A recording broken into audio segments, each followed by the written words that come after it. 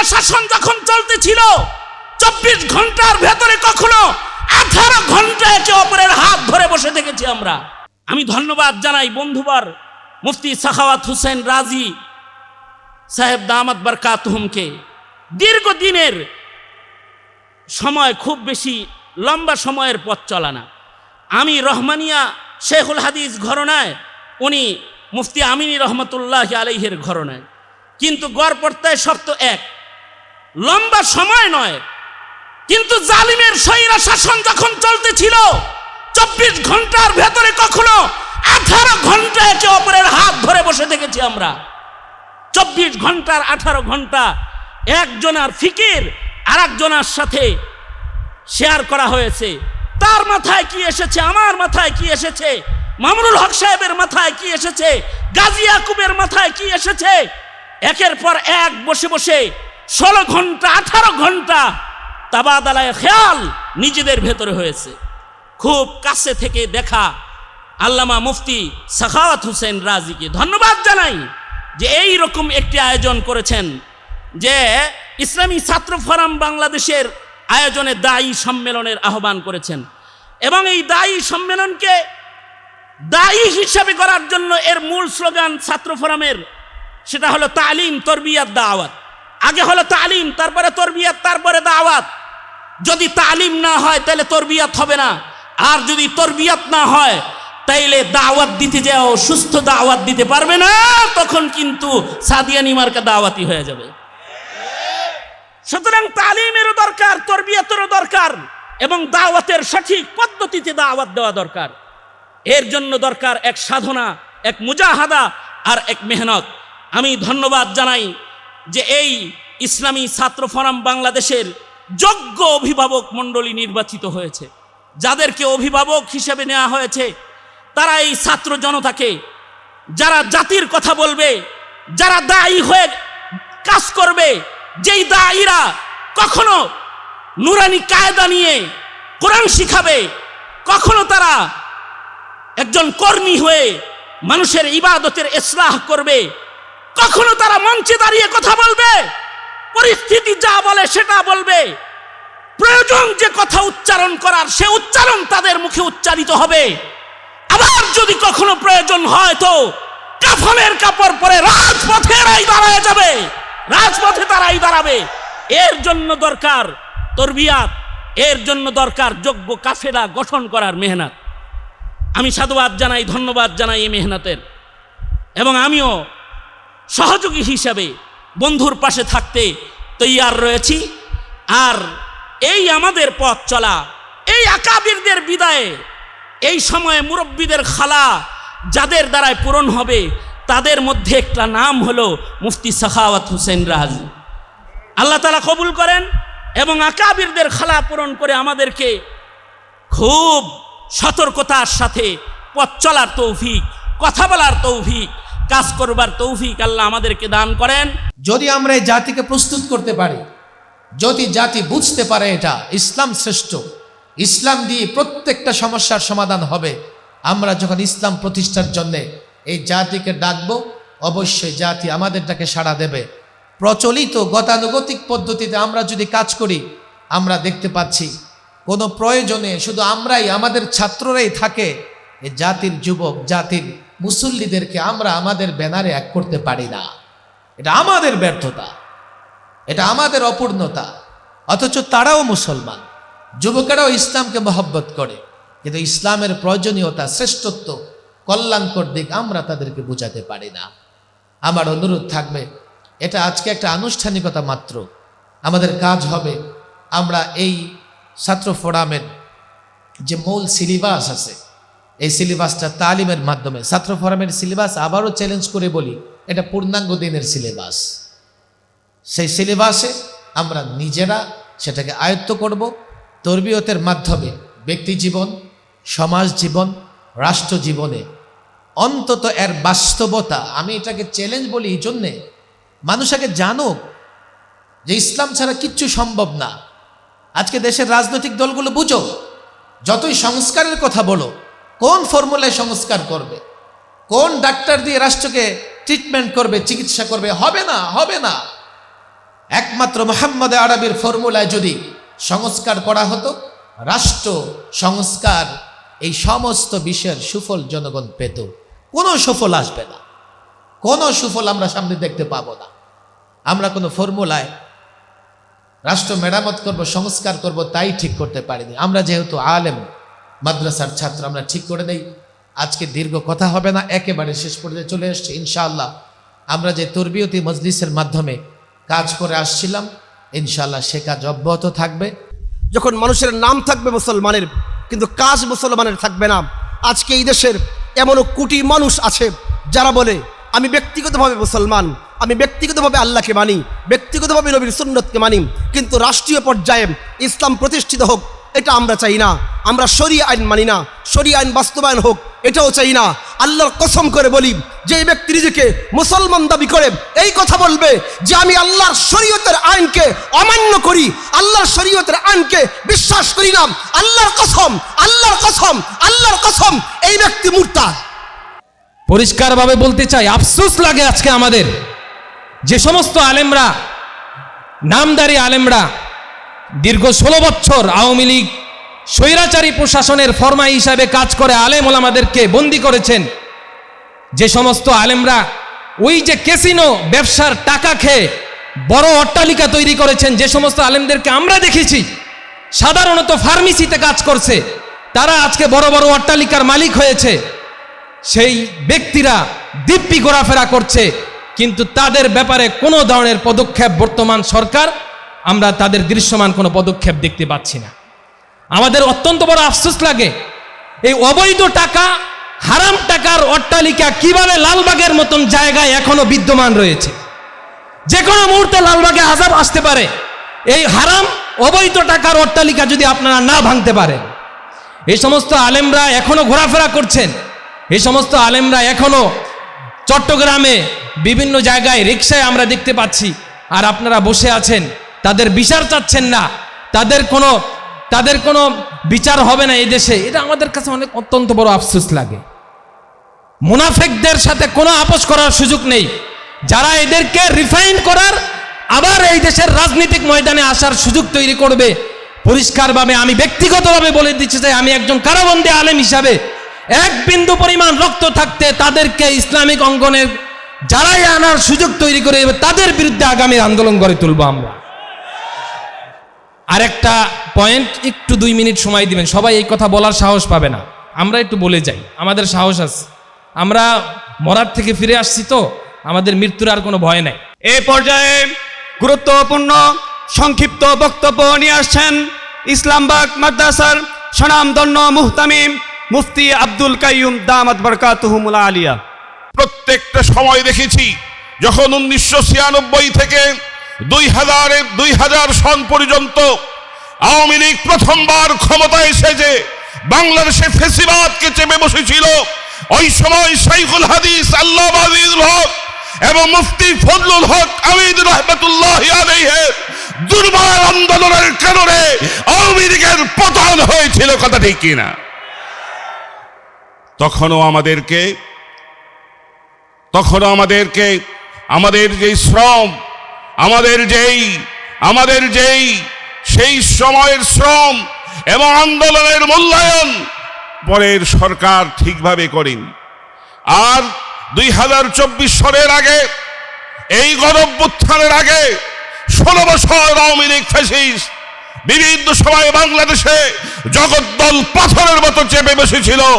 অনেক আন্দোলন হয়েছে, কিন্তু 24-এর আন্দোলনেও এই ছাত্র জনতা, এই ওলামায়ে কেরাম যদি সেই সময় একটু ধাক্কা না দিত পিছন থেকে, এই ফ্যাসিস্ট জগদ্দল পাথর বাংলাদেশ থেকে বিতাড়িত হয়ে ভারতে পালিয়ে যেত না, কথা ঠিক কিনা?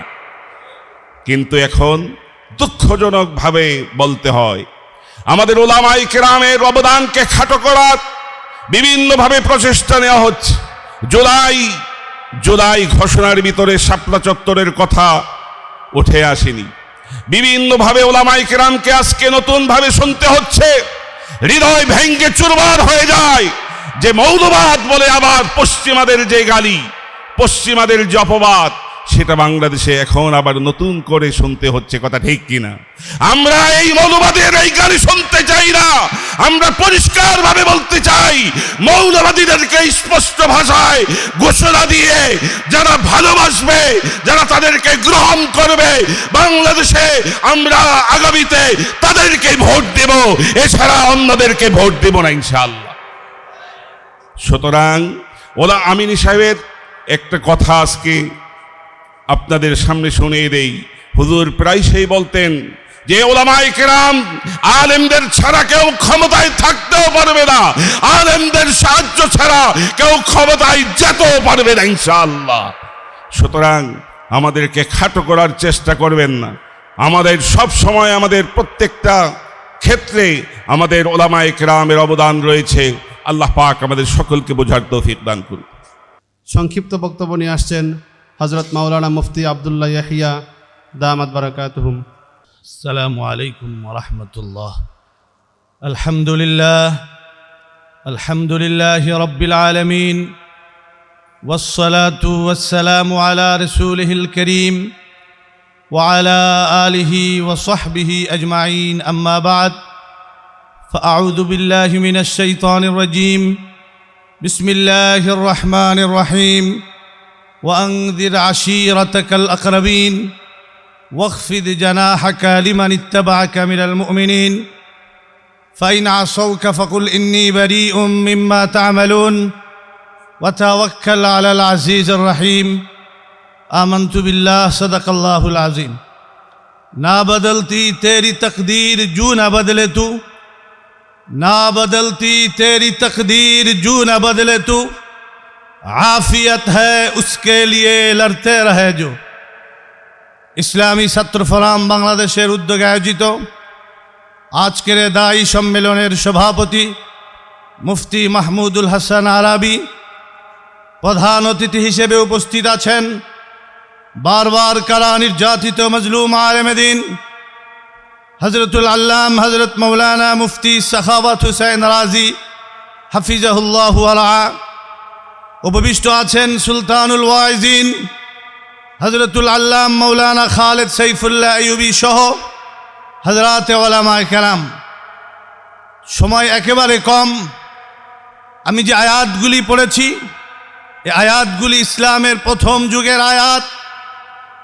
সরকারি দু আলম জনাবে মুহাম্মদুর রাসূলুল্লাহ সাল্লাল্লাহু আলাইহি ওয়াসাল্লাম যখন ডাকলেন সকলকে ইসলামের দিকে, আহ্বান করলেন, দাওয়াত দিলেন যে আমি যদি তোমাদেরকে বলি পাহাড়ের ওই পাশে শত্রু বাহিনী আছে, তারা তোমাদেরকে আঘাত করবে, আক্রমণ করবে, তোমরা বিশ্বাস করো কিনা? সেদিন সকলে বলেছিল আমরা বিশ্বাস করব। এরপরে মুহাম্মদুর রাসূলুল্লাহ সাল্লাল্লাহু আলাইহি ওয়াসাল্লাম যখন তাদেরকে আযাবের কথা বললেন, আল্লাহর ভয়ের কথা বললেন, এই সমস্ত কথাবার্তা বলার পরে কাফের মুশরিকেরা আবুল আহাব সেদিন নবী মুহাম্মদুর রাসূলুল্লাহ সাল্লাল্লাহু আলাইহি ওয়াসাল্লামের এই দাওয়াতের পরিপ্রেক্ষিতে তাকে আঘাত করেছিলেন, আহত করেছিলেন কথার মাধ্যমে, যে আজকে তুমি আমাদেরকে এজন্য কি জমা করেছো? তাব্বাল লাকা সাইরাল ইয়াউম আলিহাদা জামাতানা। আল্লাহ রাব্বুল আলামিন তার এই বক্তব্যকে পছন্দ করে নাই, তার এই কটূক্তিকে পছন্দ করে নাই। সে তো একবার বলেছিল, আল্লাহ রাব্বুল আলামিন তাব্বাত ইয়াদা আবি লাহাব বলে কোরআনে আয়াত নাজিল করে দিলেন। কিয়ামত পর্যন্ত হাজার লক্ষ কোটি মানুষ এই আবু লাহাবের উপরে আল্লাহর এই অভিশাপের এই আয়াত উচ্চারণ করবে। সুতরাং যারা ইসলামের বিরুদ্ধে অবস্থান করে, দ্বীনের বিরুদ্ধে অবস্থান করে, তাদের বিরুদ্ধে আমাদের পরিষ্কার আজকে বক্তব্য। নবী মুহাম্মদুর রাসূলুল্লাহ সাল্লাল্লাহু আলাইহি ওয়াসাল্লামকে যে দাওয়াতের ব্যাপারে যেই কথাগুলি বলা হয়েছে, যে আপনি বিনয়ী হন, দায়ীকে বলা হচ্ছে আপনি বিনয়ী হন, দায়ীকে বলা হচ্ছে যে শুনবে না আপনি তাকে প্রত্যাখ্যান করেন। সাথে সাথে আল্লাহ বলেছেন ওয়াতাওয়াক্কাল আলাল আজিজুর রহিম, দায়ী ভরসা করবে আল্লাহর উপরে, দায়ী কখনো ভারতের উপরে ভরসা করবে না, দায়ী আমেরিকার উপরে ভরসা করবে না, দায়ী কখনো রাশিয়ার উপরে ভরসা করবে না। আজকে নতুন বাংলাদেশে প্রফেসর ইউনূস যখন আসছে, আমরা মনে করেছিলাম আমাদের অনেক কাজ হবে, কিন্তু রক্ত যখন লাগে, জেল যখন খাটতে হয়, তখন জেলে যায় সাখাওয়াত হোসেন রাজি, খালেদ সাইফুল্লাহ আইয়ুবী। আর সামনে যখন সময় আসবে, নাস্তিক মুরতাদ আর তার দোসররা মাননীয় স্পিকার বলবে, এই সুযোগ আর হবে না। সুতরাং আজকের এই সম্মেলন থেকে প্রত্যেককে দাওয়াত দিতে হবে, বাবাকে, চাচাকে, আপনজনকে আগামী নির্বাচনে আর তাগুতের পক্ষের শক্তি নয়, ইসলামের পক্ষের শক্তিকে, সাখাওয়াত হোসেন রাজির শক্তিকে, আইয়ুবীর শক্তিকে বিজয়ী করতে হবে ইনশাআল্লাহ। কারা কারা রাজি আছেন আমি দেখতে চাই। নাসরুম মিনাল্লাহ, ফাতহুন করিব। আসসালামু আলাইকুম ওয়া রাহমাতুল্লাহ। এখন আপনাদের সামনে গুরুত্বপূর্ণ বক্তব্য নিয়ে আসছেন বিশিষ্ট আলেম দ্বীন, তাকওয়া ফাউন্ডেশনের সম্মানিত চেয়ারম্যান, ইসলামী ছাত্র ফোরাম বাংলাদেশের অন্যতম অভিভাবক হযরত মাওলানা গাজী ইয়াকুব দামাত বারাকাতুহুম। বক্তব্য নিয়ে আসছেন হযরত মাওলানা গাজী ইয়াকুব দামাত বারাকাতুহুম। আসসালামু আলাইকুম রহমতুল্লাহি ওবরাকাতু। ইসলামী ছাত্র ফোরাম বাংলাদেশ কর্তৃক আয়োজিত আজকের সভার সম্মানিত সভাপতি, আমার অত্যন্ত স্নেহের মাওলানা মাহমুদুল হাসান আরাবী, আজকের সভার প্রধান অতিথি, 2 দশকের 2 যুগের বেশি সহযোদ্ধা, রাজপথে সর্বজায়গায় কাঁধে কাঁধ মিলিয়ে যাদের সাথে একসাথে চলেছি, বন্ধুবর মুফতি সাখাওয়াত হোসেন রাজি, সামনে উপবিষ্ট রয়েছেন আল্লামা মুফতি ফজল হক আমিনী রহিমাউল্লাহর বড় জামাতা, লালবাগ জামিয়ার সিনিয়র মুহাদ্দিস মাওলানা জুবায়ের আহমেদ, উপস্থিত আছেন বাংলাদেশ মুসলিম কাউন্সিলের সম্মানিত সভাপতি, দেশ বিখ্যাত আলেম দ্বীন সুলতানুল ওয়াইজিন মাওলানা খালেদ সাইফুল্লাহ আইয়ুবী সহ অন্যান্য ওলামায়ে কেরাম, সামনে সমবেত আমার দ্বীনী ভাইয়েরা। ইসলামী ছাত্র ফোরাম বাংলাদেশ অন্যান্য ছাত্র সংগঠনের মধ্যে গতানুগতিক কোনো সংগঠন নয়। যতটুকু জানি এবং শুনি এবং আগামীর যে কথাগুলো জানতে পারি, তার লক্ষ্য এবং উদ্দেশ্য হচ্ছে কিছু রেজাল্ট তৈরি করা, কিছু শখসিয়াত তৈরি করা, কিছু মানুষ তৈরি করা। আশরাফ আলী থানভী রহমতুল্লাহি আলাইহি থানা ভবন থেকে যখনই তার কানে কোনো কিছু যেত, তিনি সাথে সাথে ওই এলাকাতে ওই সময়ের জন্য ওই ফিতনা দূর করার জন্য কিছু দায়ী মুখলিস বান্দা সাথে সাথে পাঠিয়ে দিতেন। কানপুরে যখন হজরত অবস্থান করতেছিলেন, আলোচনাগুলো এমনভাবে চলতেছিল, শিয়ারাও কথা শুনতেছিল, সুন্নিরাও কথা শুনতেছিল। হাসান এবং হুসাইন রাদিয়াল্লাহু তাআলা আনহুকে এমনভাবে উপস্থাপন করলেন, সেই সাথে সাইয়েদনা ওমর, সাইয়েদনা আবু বকর সিদ্দিক রাদিয়াল্লাহু তাআলা আনহু, ওসমানে গনি জি নূরাইন রাদিয়াল্লাহু তাআলা আনহুকে যেভাবে উপস্থাপনা করলেন, শিয়ারাও চোখ দিয়ে পানি পড়তেছিল, সুন্নিদের চোখ দিয়ে পানি পড়তেছিল। আমাদের আকাবির আসলাফরা সেইভাবেই দেখিয়ে গেছেন। আমল না থাকলে, আখলাক না থাকলে, ছাত্র সংগঠন তৈরি করে রাজপথ দখল করে মঞ্চে সেমিনারে গরম গরম বক্তব্য দিয়ে কোনো কিছু হয় না রে ভাই। গত বন্যার সময় ময়মনসিংহের একটি এলাকা, নাম বলবো না, সেখানকার একজন পাদ্রী আমার সাথে দেখা। ইয়াকুব ভাই এখানে কি জন্য আসছেন? কাজ করতে, তাই না? জি অবশ্যই। দাওয়াত দিচ্ছে, আমি গিয়েছি। উনি বলতেছেন যে এখানে কয়টা মাদ্রাসা আছে, প্রত্যেকটা মাদ্রাসার মধ্যে কয়জন ইয়াতিম ছাত্র আছে, কয়জন নীলাবনে খাওয়া দাওয়া করে, কয়জন ওস্তাদ আছে, তাদের কাজের পদ্ধতি কি, ছাত্রদের সিলেবাস কি, সমস্ত কিছু আমাকে জিজ্ঞাসা করেন। আমি A to Z সব কিছু বলে দিব। একই কথা আমি স্থানীয় প্রিন্সিপালকে জিজ্ঞাসা করলাম, আপনি কি এইভাবে কথা বলতে পারবেন এতটা আত্মবিশ্বাসের সাথে, কনফিডেন্সের সাথে? বলে কি বলেন? আমি বলি হ্যাঁ, এই কথা শুনতেছি, এবং ওনার কাছে আমি লিখিত সব কিছু দেখে আসছি। বেশি দূর যাব না, ফার্ম গেট আমাদের তাকওয়া চ্যারিটি ফাউন্ডেশনের পক্ষ থেকে পাক্ষিকভাবে রাতের অন্ধকারে একদম নিঃস্ব নিরীহ দরিদ্র পুষ্টিহীনতার অভাবে যে সমস্ত লোকগুলো রাস্তায় শুয়ে থাকে তাদের মুখে অন্ন দেওয়ার জন্য আমরা চেষ্টা করি। কয়েক মাস দেওয়ার পরে হঠাৎ করে একদিন তেজগাঁ রেল স্টেশন এক লোকের সাথে আমার দেখা। আপনারা তো এখানে প্রায় আসেন, আমাদের অফিসে যদি একটু আসতেন তাহলে কথা ছিল, চা খাইতাম একসাথে। তার দাওয়াতে আমরা যখন সেখানে যাই, সে অনেকগুলো কথা বলল। দূর থেকে একটা প্যাকেজ দেখাইলো আমাদেরকে। এই প্যাকেজের মধ্যে নিরু দুধ আছে, মার্সের দুধ আছে, হরলিক্স আছে, ওভালটিন আছে, সুজির গুঁড়া আছে, শক্তিবর্ধক যা যা প্রয়োজন সব কিছু আছে, স্কুল ব্যাগ আছে। একটা প্যাকেজ সে রেখে দিয়ে বলতেছে, আপনি তো 2 সপ্তাহ পর পর এসে রাতের অন্ধকারে এই ঘুমন্ত শিশুদেরকে জাগিয়ে পুষ্টি খাবার দেওয়ার চেষ্টা করেন, কিন্তু আমাদের লক্ষ্য উদ্দেশ্য এই বাচ্চাটাকে এখান থেকে নিয়ে মাদার তেরেসার ভূমিকা রেখে জীবনের একটা পর্যায় পর্যন্ত, বিয়ে শাদী পর্যন্ত আমরা তাকে লালন পালন করব এবং তার মুখ থেকে যীশু খ্রিস্টের দাওয়াত বের করে ছাড়ব। লাস্ট যে কথাটা আমি আপনাদেরকে অত্যন্ত দুঃখের সাথে বলবো, রোহিঙ্গা শিবিরে 4 বছর কাজ করে 8টা স্প্রিং নিয়ে আজকে দাঁড়িয়ে আছে। আমি এখানে কথা বলতেছি, আসা সম্ভব না, কিন্তু মাওলানা সাখাওয়াত হোসেন কথা বললে, দাওয়াত করলে সেখানে না এসে পারি না। আমার থেরাপি চলতেছিল। যেই জাতির জন্য আমাদের লাইফটা বরবাদ করে দিয়েছি, শরীরের কোনো একটা অংশ আমরা রাখি নাই। চোখের সামনে মেয়েদের জরায়ু থেকে ব্লিডিং হচ্ছিল। একবার কি এই মহিলাকে রিসিভ করব, কক্সবাজার হাসপাতাল নিয়ে যাব, না দুগ্ধপুষ্য বাচ্চাটার সামনে কাটা অবস্থা অঙ্গ পড়ে আছে তাকে ধরবো, না উত্তাল সমুদ্র থেকে ভেসে আসা লাশগুলিকে রিসিভ করে তাদেরকে দাফন কাফনের ব্যবস্থা করব। কঠিন একটা মুহূর্ত যখন কাটিয়েছিলাম, কেউ সামনে ছিল না। বারবার লাইভ দেখিয়ে দাওয়াত দেওয়ার পরে পরে সবাইকে বলা পরে দেশবাসী যখন ঝাঁপিয়ে পড়ল, সেই জাতি আজকে রোহিঙ্গা আরাকান শিবির থেকে আসার পরে তাদেরকে আমরা কি না উপহার দিয়েছি, কি না কষ্ট করেছি।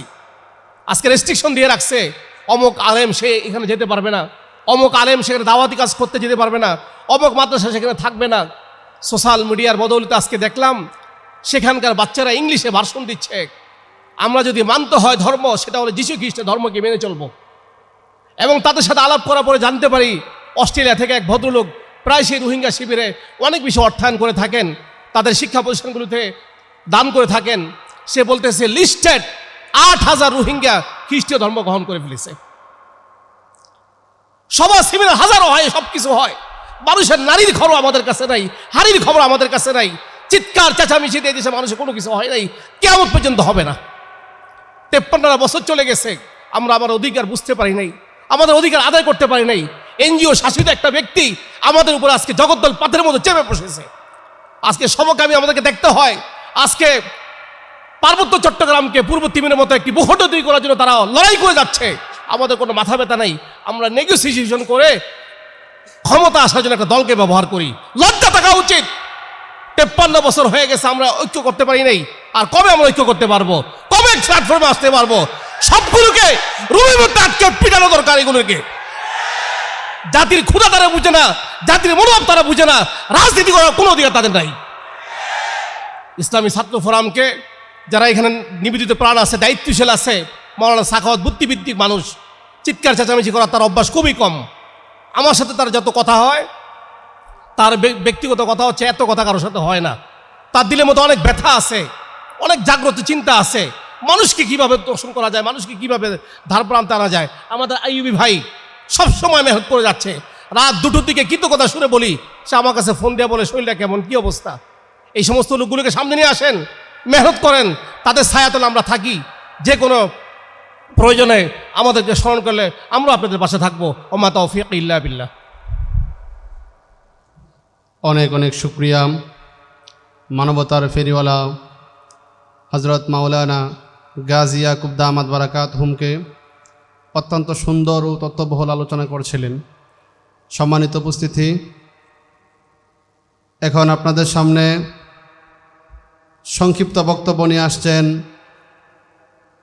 জামিয়া মুহাম্মদিয়ার সম্মানিত শাইখুল হাদিস, ইসলামী ছাত্র ফোরামের অন্যতম অভিভাবক হজরত মাওলানা মুফতি শামসুল আলম দামাত বারাকাতুহুম। হজরত মাওলানা মুফতি শামসুল আলম দামাত বারাকাতুহুম।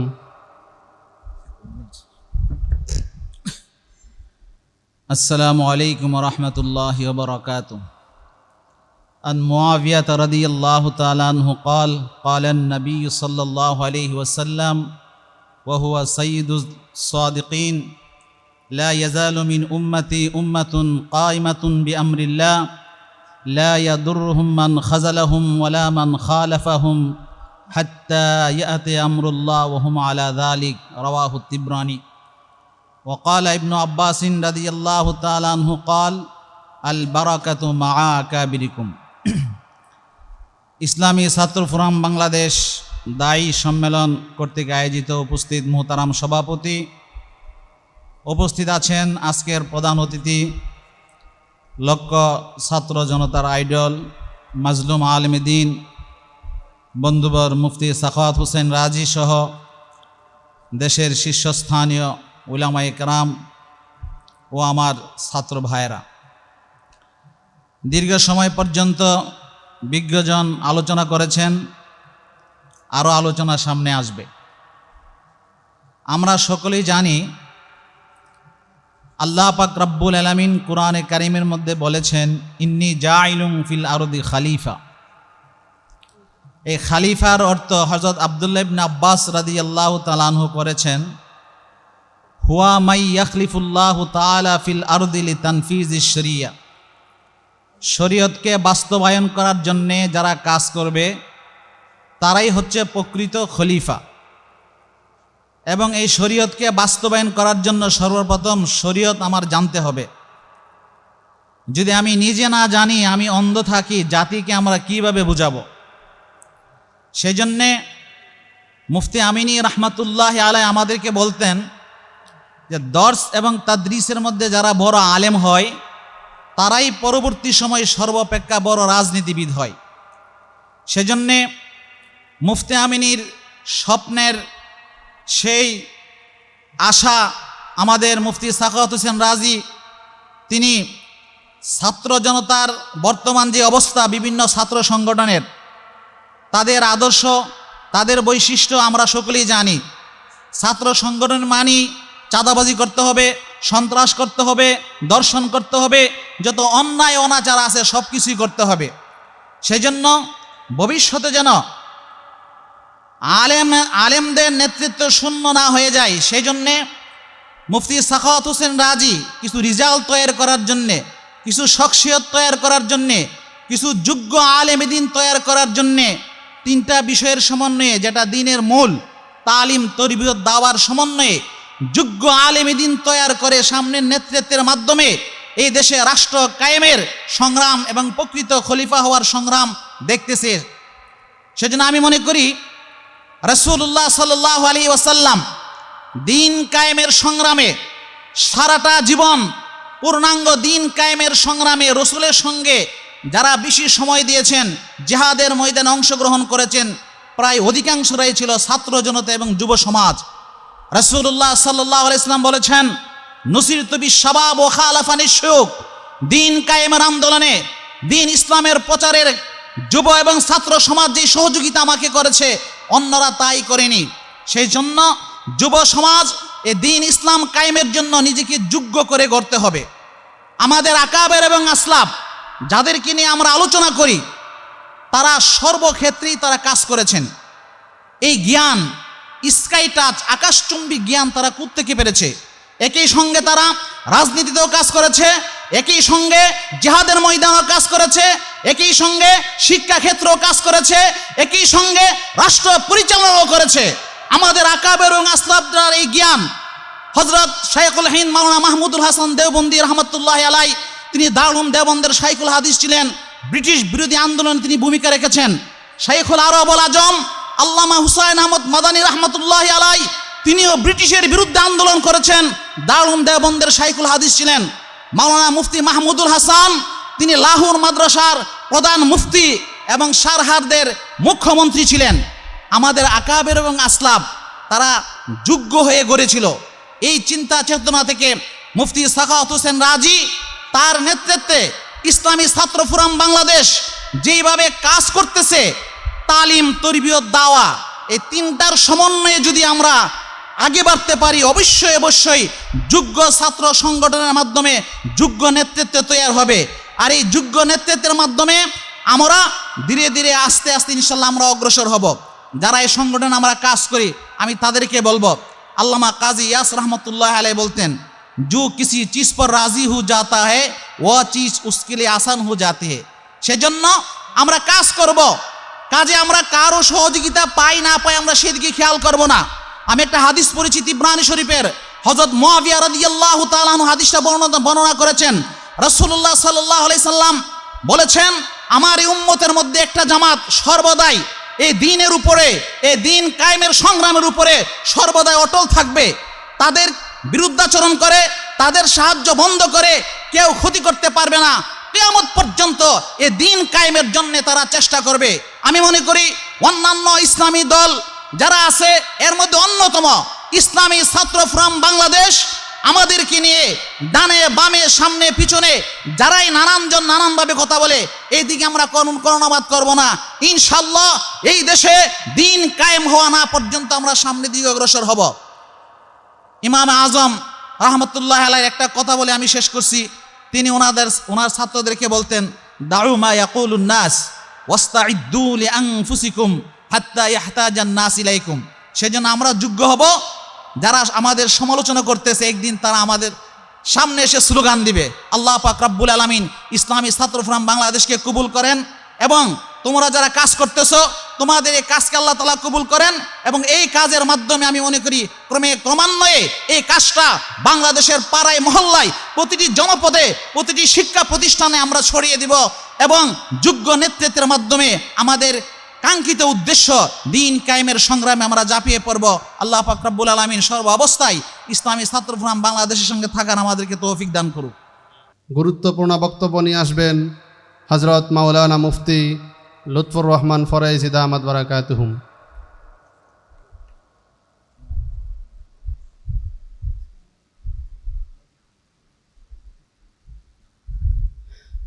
আসসালামু আলাইকুম ওয়া রাহমাতুল্লাহি ওয়া বারাকাতুহু। হামিদান ওয়া মুসাল্লিয়ান ওয়া মুসাল্লিমা, আম্মা বা'দ। قال الله تعالى في كلامه المجيد أعوذ بالله من الشيطان الرجيم بسم الله الرحمن الرحيم ادع إلى سبيل ربك بالحكمة والموعظة الحسنة وجادلهم بالتي هي أحسن صدق الله العظيم। অধ্যকার ইসলামী ছাত্র ফোরাম বাংলাদেশের কর্তৃক আয়োজিত আজকের এই দায়ী সম্মেলনে উপস্থিত সম্মানিত প্রধান অতিথি মুফতি সাখাওয়াত হোসেন রাজি, উপস্থিত রয়েছেন দেশের বরেণ্য ওলামা মাশায়েখ এবং আমার সামনে উপবিষ্ট ওলামায়ে কেরাম এবং সুধীবৃন্দ। আজকের এই সম্মেলনের শিরোনামটা অত্যন্ত চিত্তাকর্ষী এবং খুবই গুরুত্ববহ। দায়ী সম্মেলন, যারা আল্লাহর দিকে আহ্বান করেন, দ্বীনের তাবলীগ করেন, মুবাল্লিগিন, তাদেরকে একত্রিত করে কিছু দিক নির্দেশনা দেওয়ার জন্য আজকের এই প্রোগ্রাম। আমি কোরআন কারীমের একটা ছোট্ট আয়াত তেলাওয়াতের অংশবিশেষ তেলাওয়াত করেছি। আমি দুটি কথা বলে শেষ করব। এই আয়াতের মাঝে আল্লাহ তাআলা দাওয়াতের তিনটি পদ্ধতি বলেছেন। এক নম্বর পদ্ধতি বলেছেন উদউ ইলা সাবিলি রাব্বিকা বিল হিকমা। হিকমা বলতে কোরআন এবং সুন্নাহ। মুফাসসিরিন কেরাম হিকমতের তরজমা করেছেন আই বিল কোরআন, অর্থাৎ মানুষকে আল্লাহর পথে ডাকো, দ্বীনের দাওয়াত দাও কোরআন এবং সুন্নাহের দলিলের ভিত্তিতে, দলিলের আলোকে কাউকে দাওয়াত দেওয়া, এটি দাওয়াতের একটি পদ্ধতি। দুই নম্বর বলেছেন ওয়াল মাউইজাতিল হাসানা, এবং সুন্দর সুন্দর ওয়াজের মাধ্যমে, বয়ানের মাধ্যমে।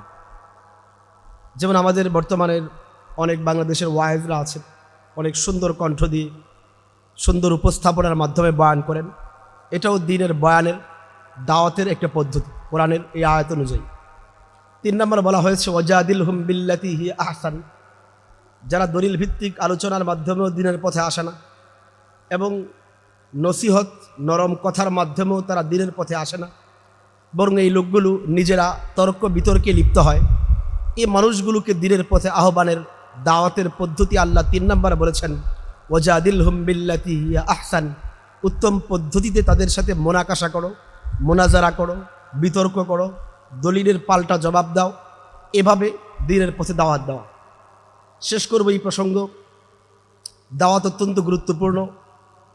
দাওয়াত সমস্ত আম্বিয়া কেরামের সিফাত, সমস্ত নবীরাই দাওয়াতের কাজ করেছে। আমাদের বাংলাদেশের প্রেক্ষাপটে দাওয়াতের মেহনতটা আমরা অনেকটা সংকুচিত করে রাখছি।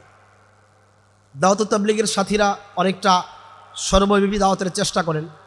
আমরা অনেক সময় সর্বব্যাপী দাওয়াতের ফিকির করি না করার কারণে আমাদের এই দেশে অসংখ্য এরকম মুসলমানের সন্তান আছে যিনি বাবা মায়ের সূত্রে মুসলমান, কিন্তু মূলত আকিদা বিশ্বাসে কাফের হয়ে গেছেন, তাদের কোনো খবরও নেই। এই লোকটা ছোটকালে মক্তবে গিয়ে মুখস্থ করেছিল ইমানে মুজমাল, যে ইমানে মুজমালের মাঝে আমরা বলি আমানতু বিল্লাহি কামা হুয়া বিআসমাইহি ওয়া সিফাতিহি ওয়া ক্বাবিলতু জামিআ আহকামিহি, যে আমি আল্লাহর সমস্ত হুকুম আহকামগুলোকে মেনে নিলাম। আল্লাহর সমস্ত হুকুম আহকামকে মেনে না নিলে ওই ব্যক্তি কখনোই প্রকৃত মুসলমান হতে পারে না। ইমানে মুজমালের মাঝে আমরা এটাই শিখি। ইমানের সংজ্ঞা ফতহুল বারিতে ইবনে হাজার আসকালী রহমতুল্লাহ লিখেছেন, মা সাবাতা ফিদ্দীনি জরুরাতান, দ্বীনের যে আবশ্যকীয় বিষয়গুলো প্রমাণিত আকারে আছে অকাট্যভাবে, সেগুলোর উপরে বিশ্বাস রাখার নাম ইমান। এর মানে এর একটা বিষয়কে যদি কেউ অস্বীকার করে, ওই ব্যক্তি নামে মুসলমান হতে পারে, ওই ব্যক্তি মুসলমানের সন্তান দাবি করতে পারে, ওই ব্যক্তি নিজের নামের আগে হাজি লিখতে পারে, ওই ব্যক্তি নিজেকে মসজিদ নির্মাতা বলতে পারে, ওই ব্যক্তি নিজেকে অনেক বড় দাতা বলতে পারে, কিন্তু ওই ব্যক্তি প্রকৃত মুসলমানদের কাতারে থাকবে না। নবীজি বলে গিয়েছেন ১৫০০ বছর আগে, ইউশিকু আলান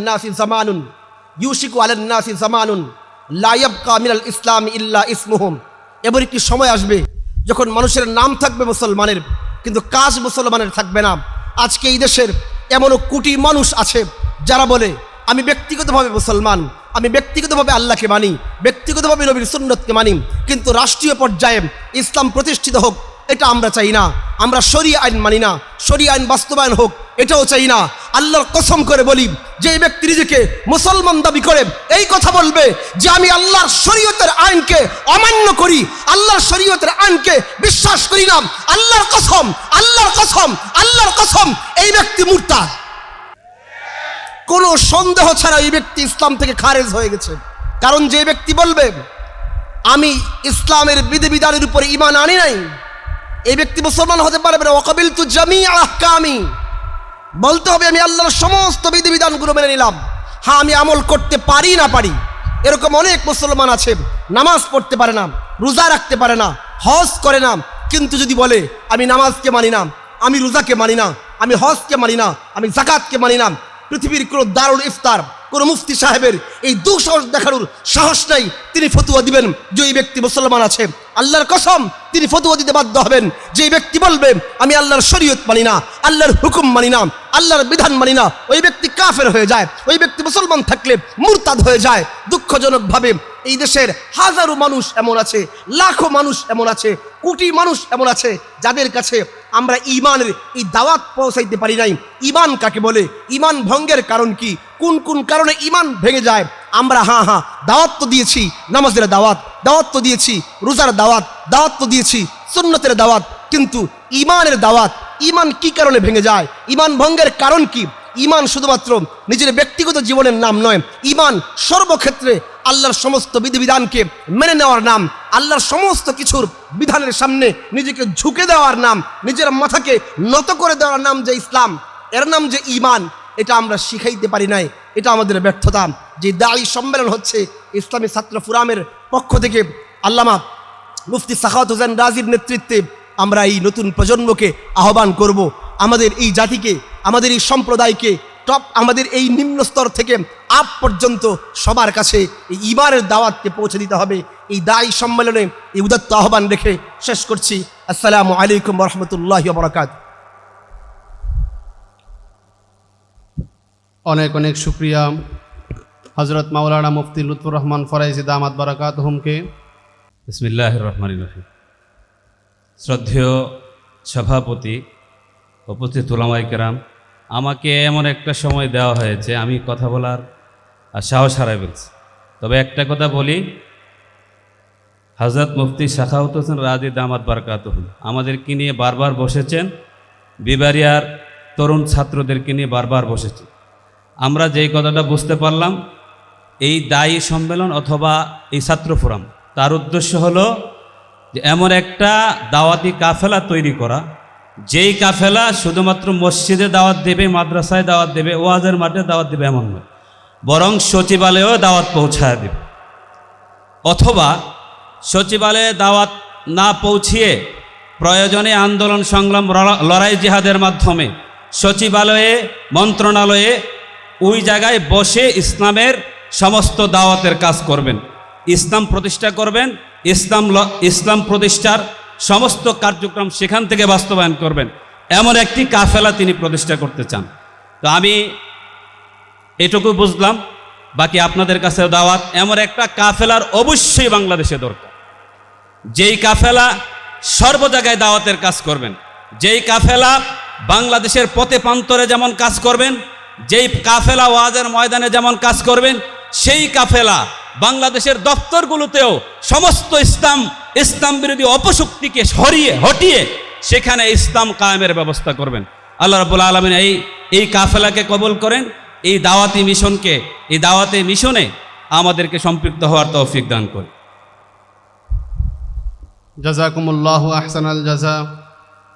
সম্মানিত উপস্থিতি, এখন আপনাদের সামনে গুরুত্বপূর্ণ বক্তব্য নিয়ে আসছেন ইসলামী ছাত্র ফোরাম বাংলাদেশের অন্যতম অভিভাবক হযরত মাওলানা জুবায়ের আহমদ দামাত বারাকাতুহুম। বক্তব্য নিয়ে আসছেন হযরত মাওলানা জুবায়ের আহমদ দামাত বারাকাতুহুম। সময় স্বল্প, এখানে সুলতানুল ওয়াইজিন উপস্থিত আছেন, তার বক্তব্য শোনার জন্য অনেকে অধীর আগ্রহে বসে আছেন। আমি বেশি সময় নিব না, আমি শুধু ছাত্রদের তাদের যে নিজের কতটা শক্তি এটার একটু সংক্ষিপ্ত আলোচনা করব। ছাত্র হওয়া যে, বিশেষ করে তালিবে ইলম হওয়া যে কতটা গৌরবের, সেইটা আমি বলতে চাই হাফিজ হুজুর রহমতুল্লাহ আলাইহির একটি উক্তি দিয়ে। তালিবে ইলমদের উপর আল্লাহ পাকের পক্ষ থেকে এক অলৌকিক শক্তি কাজ করে।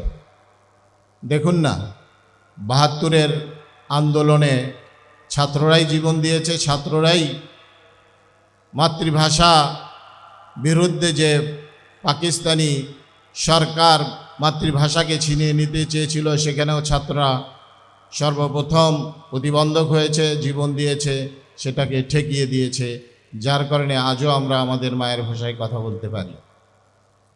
৭১-এ ছাত্র জনতাই অগ্রণী ভূমিকা পালন করেছে। বলা হয় শেখ মুজিব এদেশ স্বাধীন করেছে, সম্পূর্ণ ভুল কথা। শেখ মুজিব তো ২৫শে মার্চে আত্মসমর্পণ করেছে পাকিস্তানিদের হাতে, এবং তার দলবল সবাই ভারতে গিয়ে আশ্রয় নিয়েছে। এদেশ স্বাধীন করেছে এদেশের ছাত্র জনতা। আফগানিস্তান ৩০ বছর যুদ্ধ করেছে, ২০ বছর তারা কিছুই করতে পারেনি। শেষ পর্যন্ত আফগান তালেবান মানে কি, এই ধরনের আপনাদের মতো ছাত্ররা, তারা যখন আন্দোলনের দায়িত্বভার নিয়েছে, এদের কাছে বিশ্বের সুপ্রিম পাওয়ার, কে সুপ্রিম পাওয়ার? রাশিয়া, আমেরিকা, এরা তাদের কাছে ঘুটনো টেকতে বাধ্য হয়েছে। সর্বশেষ আমাদের দেশে এই স্বৈরাচারী শেখ হাসিনার পতন ঘটিয়েছে এই ছাত্ররা। রাজনীতিবিদরা ১৫ বছর কিছুই করতে পারেনি। শেষ পর্যন্ত ছাত্ররা যখন সামনে এসেছে, হাসিনা ২ মাসও সময় লাগেনি, তাকে এই দেশ থেকে বিতাড়িত করেছে। কিসের শক্তিতে? আমি বলবো যে আল্লাহ পাকের পক্ষ থেকে এক ঐশিক শক্তিতে। আল্লাহ পাকের পক্ষ থেকে এক অলৌকিক শক্তি আছে ছাত্রদের উপর ভর করে, সেই শক্তিতে তারা একটার পর একটা বিজয় অর্জন করে। হাফিজ হুজুর রহমতুল্লাহ আলাইহি নিজেকে আজীবন মৃত্যু পর্যন্ত নিজেকে ছাত্রর হিসাবেই তিনি নিজেকে সম্বোধন করতেন, নিজেকে ছাত্র নিসবত করতেন। আমরা শুনেছি যখন উনি তালিবে ইলমের জীবন শেষ করে কর্মজীবনে আসলেন, যখন তিনি শিক্ষকতার দায়িত্ব নিলেন, তখন শিক্ষকের হাজিরা খাতায় তার নাম যখন লেখা হলো, তিনি বললেন যে না, আমি শিক্ষক হিসাবে নাম লেখাবো না, আমি আজীবন ছাত্রই থাকব। তালেবে ইলমের উপরে আল্লাহ পাকের যে রহমত ফজিলত, এইটা শিক্ষক হলে ফেরেশতারা পর বিছায় তালেবে ইলমের উপরে, যতদিন সে তালেবে ইলমের খাতায় তাদের নাম থাকে। কিন্তু তালেবে ইলমের খাতায় নাম সরে গেলে আর কি পর বিছায়? বিছায় না। হাফিজ হুজুর চাইছিলেন যে আমি তালেবে ইলম থাকবো এবং আজীবন মৃত্যু পর্যন্ত ফারিস্তার পরের উপরে আমি হাঁটব। কাজেই শিক্ষার যেহেতু শেষ নাই, মৃত্যু পর্যন্ত মানুষ শিখে, কাজেই শুধু নিয়তের উপরে যে আমি মৃত্যু পর্যন্ত শিখবই। পড়ার ভিতরেও শিক্ষা আছে, মোতালার ভিতরে শিক্ষা আছে, সব কিছুর ভিতরেই শিক্ষা আছে। কাজে আমরা নিজেদেরকে যদি তালেবে ইলম মনে করি আজীবন, তাহলে আমরা আজীবন ছাত্র থাকব। আর আল্লাহ পাকের সেই অলৌকিক শক্তি ইনশাল্লাহ আমাদের উপর ভর করবে। আমরা যে কোনো আন্দোলন সংগ্রামে ইনশাল্লাহ আমরা সফল হবে, আল্লাহ পাকের সাহায্য আমাদের সাথে থাকবে। আর এই ইসলামী ছাত্র ফোরাম এর প্রধান অভিভাবক পুর খাওয়া একজন আলেম, যিনি মুফতি আমিনীর সঙ্গে দীর্ঘ সময় দীর্ঘ জীবন অতিবাহিত করেছেন। তার কিছু না কিছু আসর তো তার মধ্যে থাকবেই, নাকি বলেন আপনারা? অবশ্যই তার আসর তার ভিতরে আছে। তো আপনারা এমন একজন সারপ্রাইজ পেয়েছেন, আমরাও অভিভাবকদের সাথে আমাদেরও নাম আছে, আমরাও তাকে সম্পূর্ণ সহযোগিতা করছি যতটুকু পারছি। আমরাও তার সাথে আছি, আপনাদের সাথেও আছি ইনশাল্লাহ। আপনারা এগিয়ে যান, ঐক্যবদ্ধ থাকুন। ইসলামী ছাত্র ফোরাম তার অভীষ্ট লক্ষ্যে পৌঁছবে, এই আশা ব্যক্ত করে আমি আমার কথা শেষ করছি।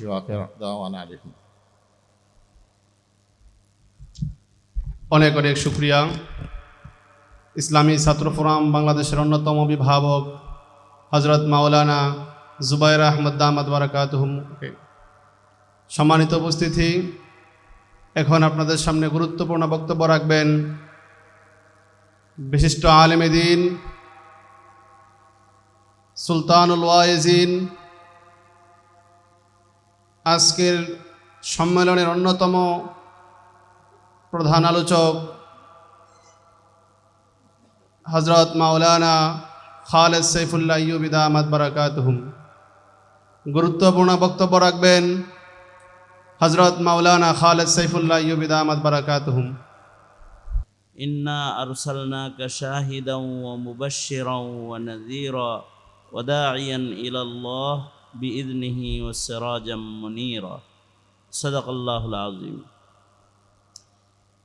ইসলামী ছাত্র ফোরাম বাংলাদেশ আয়োজিত দায়ী সম্মেলন 2025 সম্মেলনের মোহতারাম সভাপতি, সম্মেলনের প্রধান অতিথি, হাতে হাত রেখে পথ চলা বন্ধুবর, মজলুম আলেমে দ্বীন, আইডল আলেমে দ্বীন হজরতুল আল্লাম মুফতি সাখাওয়াত হোসেন রাজি, উপস্থিত রয়েছেন সিনিয়র মুহাদ্দিস আলেমে দ্বীন মৌলানা জুবাইর সাহেব দামাত বারকাতুহুম, বন্ধুবর গাজী ইয়াকুব সাহেব দামাত বারকাতুহুম, দিগার বুজুর্গ ওলামায়ে কেরাম এখানে যারা এসেছেন, গুরুত্বপূর্ণ বক্তব্য তারা দিয়েছেন এবং আপনারা তাদের বক্তব্য শুনেছেন। আমিও মজলিসের প্রায় শুরু থেকে বসে বসে সকলের বক্তব্য শুনছিলাম। একেবারে মজলিসের শেষ প্রান্তে আমরা পৌঁছে গেছি। মূল কথা তো যার ব্যথা তিনিই বলবেন ভালো। এই দায়ী সম্মেলন অথবা ইসলামী ছাত্র ফোরাম বাংলাদেশ, এটা যার হৃদয় থেকে, যার একটা ব্যথার থেকে এটার জন্ম, তিনিই মূল কথা বলবেন। আমাকে কিছু বলতে নির্দেশ করা হয়েছে, তাই খুব সংক্ষেপে কিছু কথা। সম্মেলনটা দায়ী সম্মেলন। দায়ী আল্লাহ পাকের পছন্দের এক কাফেলা, যেই কাফেলার প্রথম সদস্য ছিলেন জমিনে আবির্ভূত পয়গম্বর আলাইহিমুস সালামগণ, অর্থাৎ বাবা আদম থেকে শুরু করে আমাদের নবী আলাইহিসসালাতু ওয়াসসালাম পর্যন্ত যত নবী দুনিয়াতে এসেছিলেন সকল নবীগণ দাঈ হয়ে এসেছিলেন। দাঈ হিসেবে আবির্ভূত আমাদের নবী আলাইহিসসালাতু ওয়াসসালামের যে সকল সিফাত আল্লাহ তাআলা কোরআনে কারীমে বর্ণনা করেছেন তার ভেতরে একটা হলো ওয়াদাইয়ান ইলাল্লাহ, আমাদের নবীজিও একজন দাঈ ছিলেন। আমাদের নবীজি পৃথিবীর শ্রেষ্ঠতম দাঈ, পয়গম্বরদেরও সরদার, সৈয়দুল মুরসালিন, তিনি দাঈদেরও সরদার। পয়গম্বরের জরুরত কেন, দাঈর জরুরত কেন, আগামীর প্রজন্মের জন্য দায়ী কেন লাগবে, কেন দায়ী সম্মেলন করতে হয়, কেন তালিম তরবিয়তের মাধ্যমে দাওয়াত দেওয়ার মতো উপযুক্ত দায়ীর জরুরত আছে কেন? শরীয়তি ইসলাম অথবা ঈমান এবং ইসলাম এটা একা একা বোঝার জিনিস না, একা একা মানার জিনিস না, এটা একজন আরেকজনকে শিখাইতে হয়। আল্লাহ পাকের পরিচয়, আল্লাহ পাককে চেনা এতটুকুনি ঈমান, এটার জন্য আকলও কাফি যদি আকলকে কেউ ব্যবহার করে। আল্লাহ যে একজন আছেন এটা আকল, শেখুল ইসলাম ইবনে তাইমিয়া বলেন যে আকল বলে দিবে যে আসলে আল্লাহ আছে যদি আকলকে কেউ কাজে লাগায়। আকলকে যদি কেউ ব্যবহার করে নিজের দেহের দিকে তাকাইতে বলে তার আকল বলে দিবে আল্লাহ আছে। আসমানের দিকে তাকায় যদি ফিকির করে তাহলে বুঝবে যে পৃথিবীটা এমনি হয় নাই, একজন খালেক আছেন, আল্লাহ আছেন।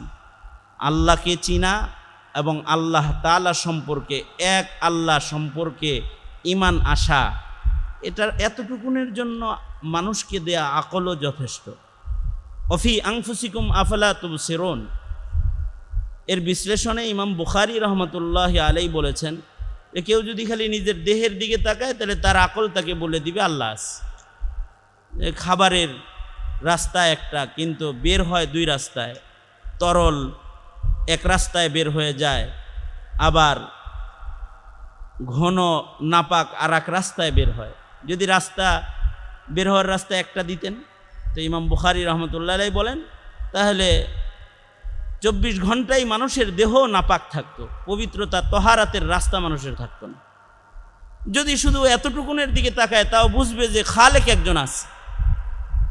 কিন্তু এরপরে বাকিগুলো বুঝার জন্য খালেককে কিভাবে পাইতে হবে, খালেককে কিভাবে সন্তুষ্ট করতে হবে, খালেক পর্যন্ত কিভাবে পৌঁছতে হবে, এই সবটুকুন শুধু আকল দিয়ে বোঝা সম্ভব নয়।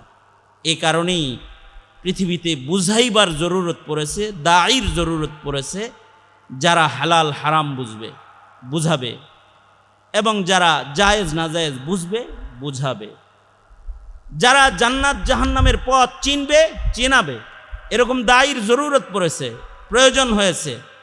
সুতরাং প্রয়োজন যেহেতু রয়েছে, নবীদেরকেই আল্লাহ তাআলা জমিনের প্রথম দাঈ হিসেবে জমিনে পাঠিয়েছিলেন। নবী যদি না আসতো, দাঈ যদি না আসতো, তাহলে আমরা হালাল হারাম বুঝতাম না, আমরা জায়েজ নাজায়েজ বুঝতাম না, আমরা পেশাব কেন নাপাক আর পানি কেন পাক এটা বুঝতাম না, একই গাভীর ভেতর থেকে বেরিয়ে আসা পেশাব নাপাক দুধ পাক কেন এটা বুঝতাম না, আমরা নেকাহ আর জেনা বুঝতাম না যদি নবী না আসতো, দাঈ না আসতো। ওনারা এসে বুঝাইছেন বৈবাহিক বন্ধনের মাধ্যমে যদি মানুষ তার খাহেসাতকে পূরণ করে তো এটা ইবাদত হয়, আর যদি আল্লাহ পাকের পছন্দের বাইরে গিয়ে যদি যত্রতত্র নিজের খাহেসাত মিটায় এটা আল্লাহ পাকের নাফরমানি হয়, এটা জেনা হয়, ব্যভিচার হয়। এটা দাঈ দিয়েই আল্লাহ তাআলা জমিনবাসীকে বুঝাইছেন। দাঈ যদি না থাকে তাহলে মানুষের তিলাওয়াত হারিয়ে যাবে, মানুষের ইবাদত হারিয়ে যাবে, মানুষের আখলাক হারিয়ে যাবে, এমনকি জমিনের বিশুদ্ধ সিয়াসাত হারায়া যাবে যদি দাঈ না থাকে। দাঈর মাধ্যমেই তিলাওয়াতের হিফাজত হবে।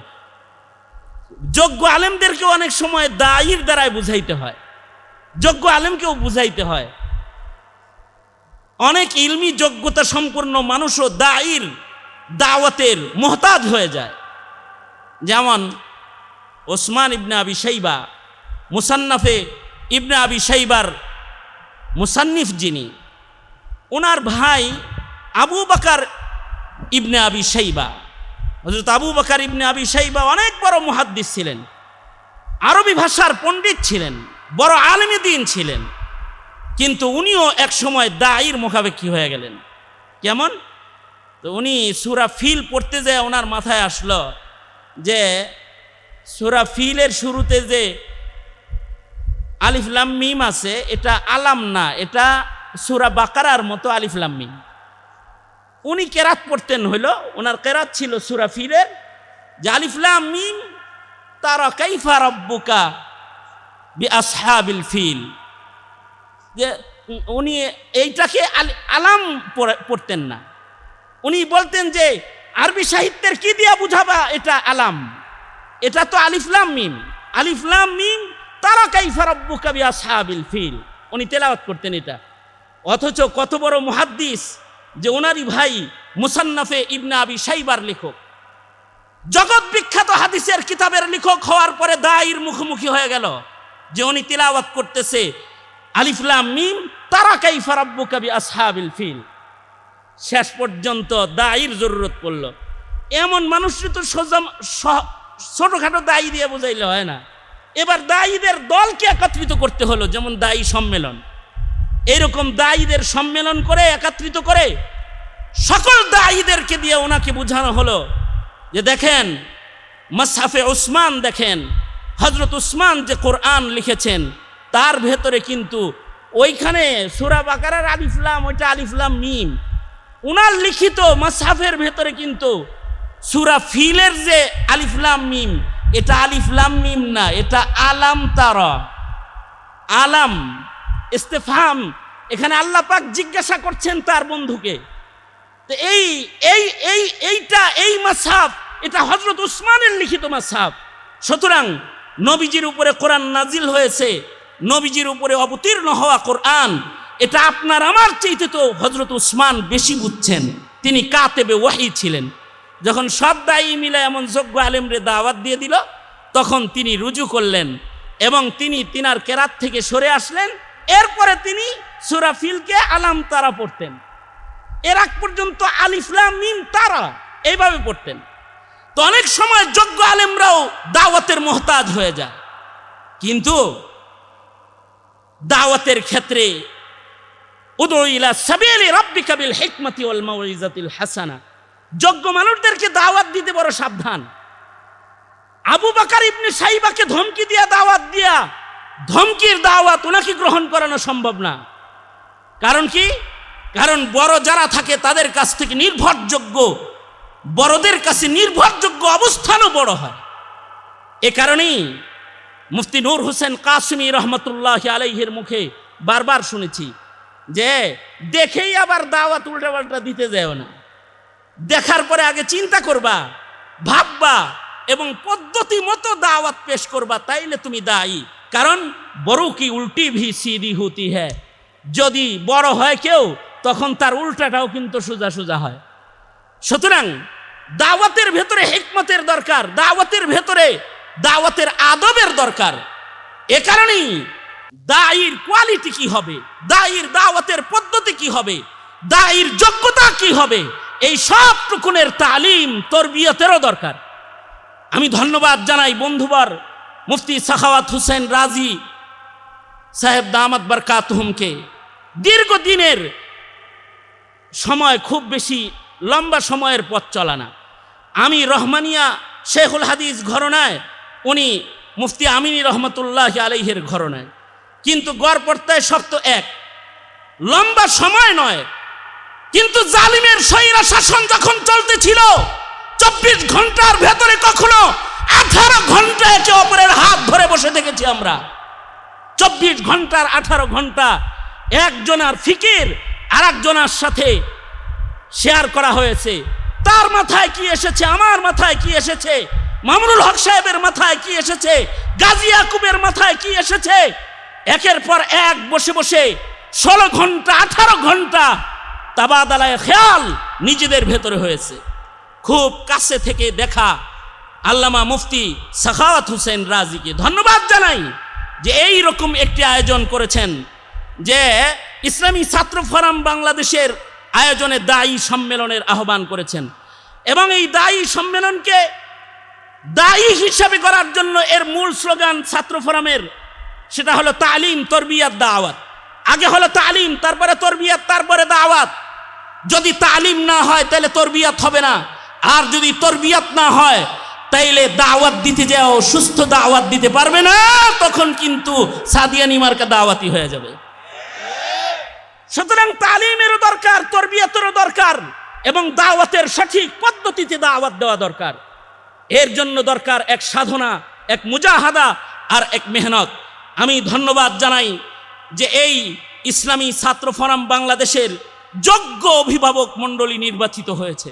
যাদেরকে অভিভাবক হিসেবে নেওয়া হয়েছে তারা এই ছাত্র জনতাকে, যারা জাতির কথা বলবে, যারা দায়ী হয়ে কাজ করবে, যেই দায়ীরা কখনো নুরানি কায়দা নিয়ে কোরআন শিখাবে, কখনো তারা একজন কর্মী হয়ে মানুষের ইবাদতের ইসলাহ করবে, কখনো তারা মঞ্চে দাঁড়িয়ে কথা বলবে, পরিস্থিতি যা বলে সেটা বলবে, প্রয়োজন যে কথা উচ্চারণ করার সে উচ্চারণ তাদের মুখে উচ্চারিত হবে।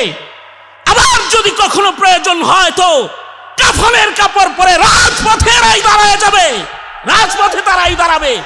এর জন্য দরকার তরবিয়াত, এর জন্য দরকার যোগ্য কাফেলা গঠন করার মেহনত। আমি সাধুবাদ জানাই, ধন্যবাদ জানাই এই মেহনতের, এবং আমিও সহযোগী হিসাবে বন্ধুর পাশে থাকতে তৈয়ার রয়েছি। আর এই আমাদের পথ চলা, এই আকাবিরদের বিদায়ে, এই সময়ে মুরব্বীদের খালা যাদের দ্বারায় পূরণ হবে, তাদের মধ্যে একটা নাম হলো মুফতি সাখাওয়াত হোসেন রাজি। আল্লাহ তাআলা কবুল করেন এবং আকাবিরদের খালা পূরণ করে আমাদেরকে খুব সতর্কতার সাথে পথ চলার তৌফিক, কথা বলার তৌফিক, কাজ করবার তৌফিক আল্লাহ আমাদেরকে দান করেন। ইসলামী ছাত্র ফোরাম বাংলাদেশকে আল্লাহ কবুল করেন। আমি আপনাদেরই মতো একজন ছাত্র হিসাবে আমিও আপনাদের একজন সদস্য। আল্লাহ তাআলা আমাদের সবাইকে কবুল করেন, আমিন। ওয়া আখিরু দাওয়ানা আলহামদুলিল্লাহি রাব্বিল আলামিন। আসসালামু আলাইকুম ওয়া রাহমাতুল্লাহি ওয়া বারাকাতুহু। মাশাআল্লাহ, জাযাকুমুল্লাহু আহসানাল জাযা। আজকের এই দায়ী সম্মেলনে তাদেরকে আহ্বান করা হয়েছে যারা নানা সময় ইসলামী ছাত্র ফোরামের ব্যানারে নানা তরবিয়তি মজলিসে উপস্থিত ছিলেন। মূলত চিন্তা এবং ফিকির অনেক পুরনো, কিন্তু কাজটা শুরু হয়েছে আমরা যখন 23-এ কারাগার থেকে মুক্ত হয়েছি। তখন 23-এ কারাগার থেকে মুক্ত যখন হয়েছি তখনও ফেসিবাদ ছিল, ফেসিবাদের পুরোপুরি রাজত্ব চলতেছে। মুফতি আমিন রহমাহুল্লাহর এই স্বপ্ন ধরে ছাত্রদেরকে নিয়ে আমরা তালিম, তরবিয়ত, দাওয়া 3টা মূলনীতি দাঁড় করে কাজ শুরু করলাম। ইতিমধ্যে আজকে যারা আমরা এখানে উপস্থিত হয়েছি বুঝতে পেরেছি যে আসলে আমরা কিভাবে কাজ করতে চাই। তারপরেও প্রশ্ন থাকতে পারে যে কেন এইভাবে নতুন একটা সংগঠন করে নতুন স্লোগান তৈরি করে কাজ করার প্রয়োজন হয়েছে। যেহেতু 24-এর গণ অভ্যুত্থান, যে গণ অভ্যুত্থানকে কেন্দ্র করে আমরা একটা নতুন বাংলাদেশ দেখতে চেয়েছিলাম, আমরা একটা পুরোপুরি সংস্কার চেয়েছিলাম। আমরা চেয়েছিলাম আগামীর বাংলাদেশ 53 বছরের বাংলাদেশের যে বেটার হবে, সুন্দর হবে, জুলুম, নির্যাতন, দুর্নীতিমুক্ত একটা বাংলাদেশ সৃষ্টি হবে, তৈরি হবে। এ কথা বলতে কোনো দ্বিধা নেই যে স্বপ্ন দেশের মানুষ দেখেছে। অভ্যুত্থানের পেছনে যারা রক্ত দিয়েছিলেন তারা যে কারণে রক্ত দিয়েছে খুব সহসাই হয়তো আমরা দেখতে পাব ওই ধরনের সংস্কার কিংবা ওই ধরনের কোনো উদ্যোগ আমরা বাস্তবায়ন হতে দেখছি না। কেন? তিনটা কারণে 24-এর অভ্যুত্থানে যে জন আকাঙ্ক্ষা ছিল সেটা বাস্তবায়ন হবে না,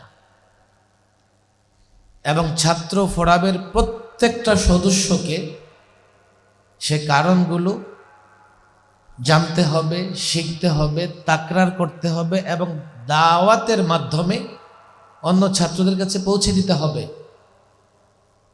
24-এর আন্দোলনের আগে আমরা জুলুম থেকে বাঁচবার জন্য আন্দোলন করেছি, সেখানে আমাদের নিয়ত বিশুদ্ধ করবার কোনো সুযোগই পাই নাই।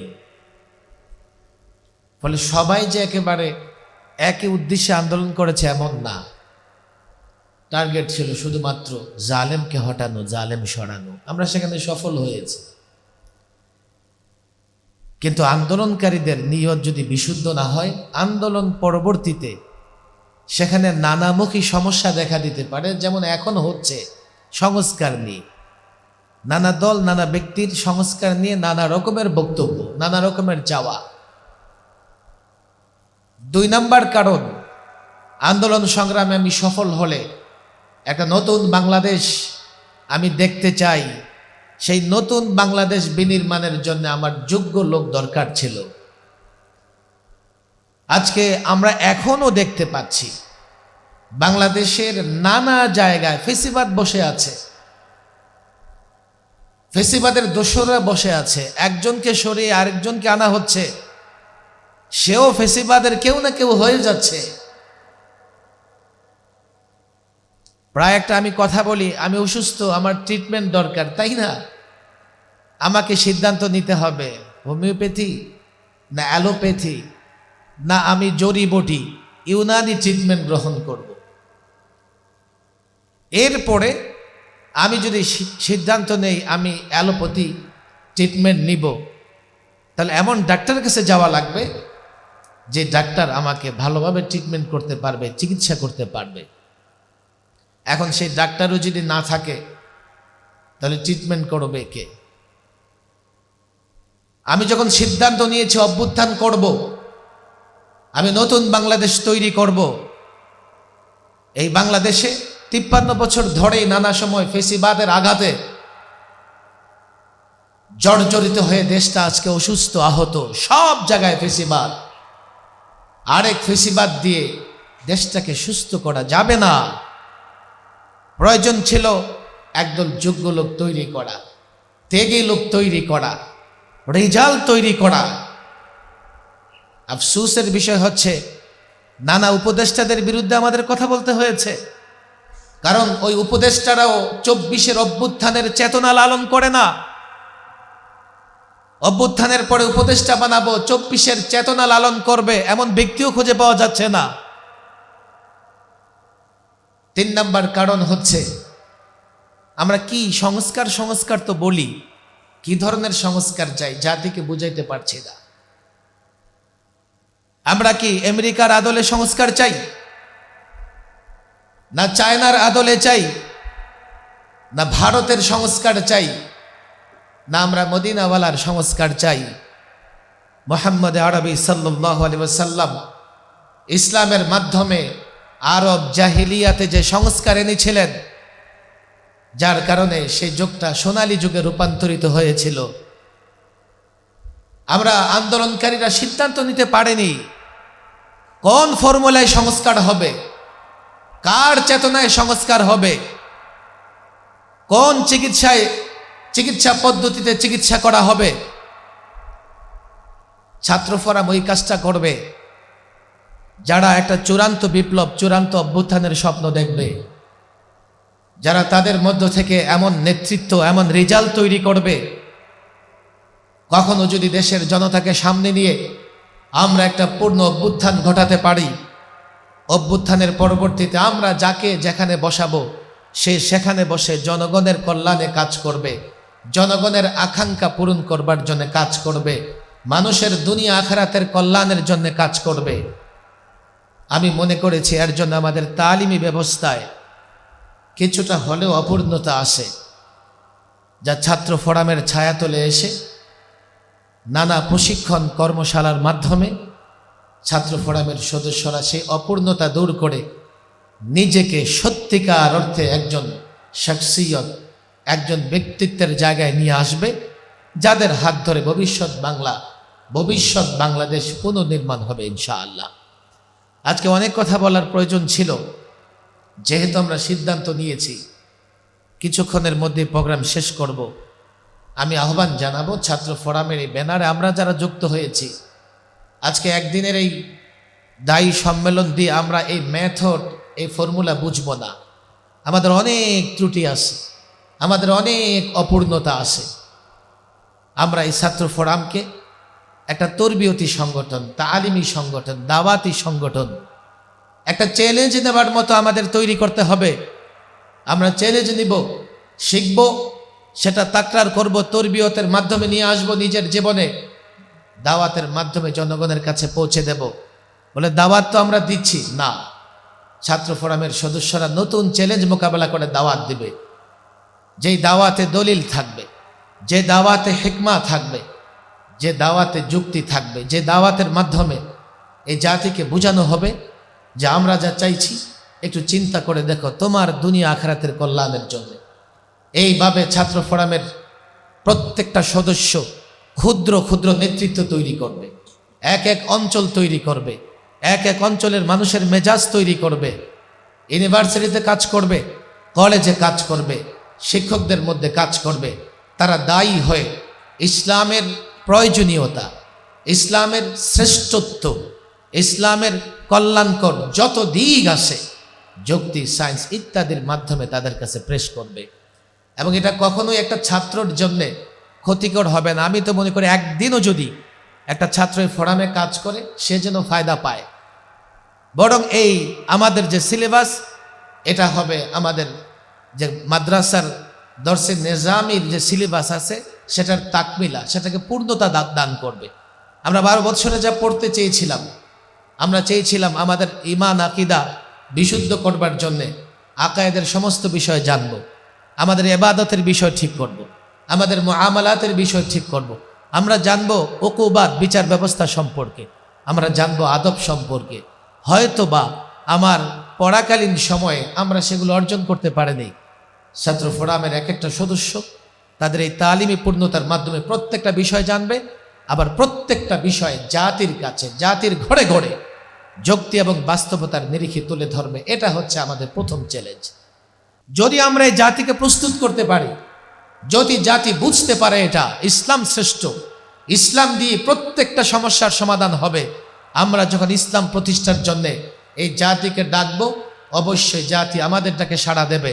প্রচলিত গতানুগতিক পদ্ধতিতে আমরা যদি কাজ করি, আমরা দেখতে পাচ্ছি কোনো প্রয়োজনে শুধু আমরাই, আমাদের ছাত্ররাই থাকে, এই জাতির যুবক, জাতির মুসল্লিদেরকে আমরা আমাদের ব্যানারে এক করতে পারি না।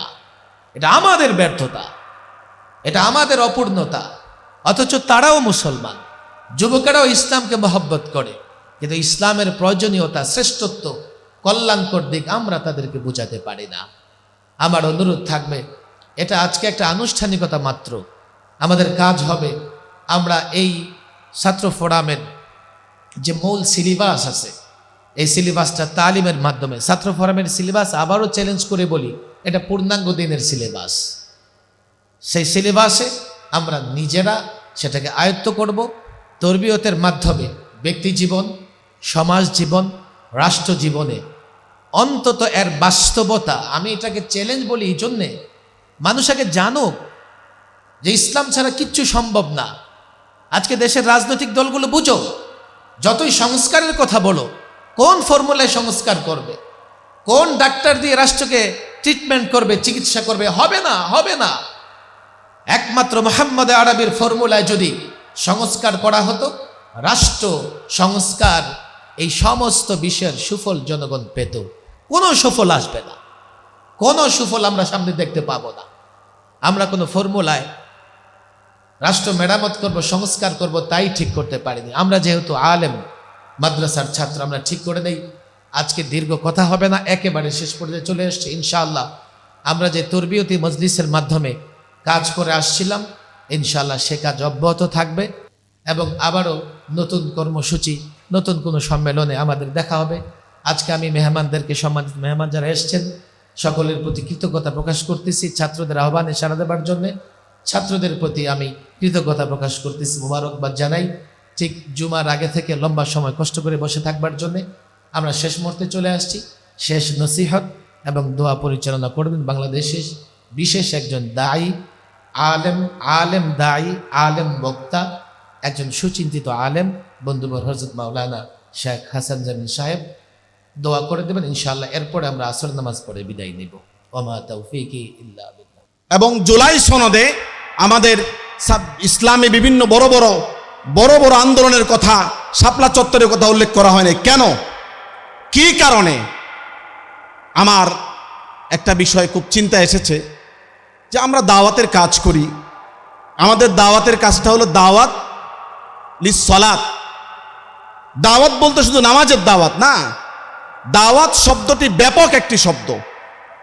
দাওয়াত যেমন নামাজের দিতে হবে, দাওয়াত সমাজ পরিচালনার দাওয়াত দিতে হবে, ব্যবসা পরিচালনার দাওয়াত দিতে হবে, ইসলামী অর্থনীতি ব্যাংক কিভাবে চলবে সেখানেও দাওয়াত রয়েছে, রাষ্ট্র কিভাবে চলবে সেখানেও দাওয়াত রয়েছে।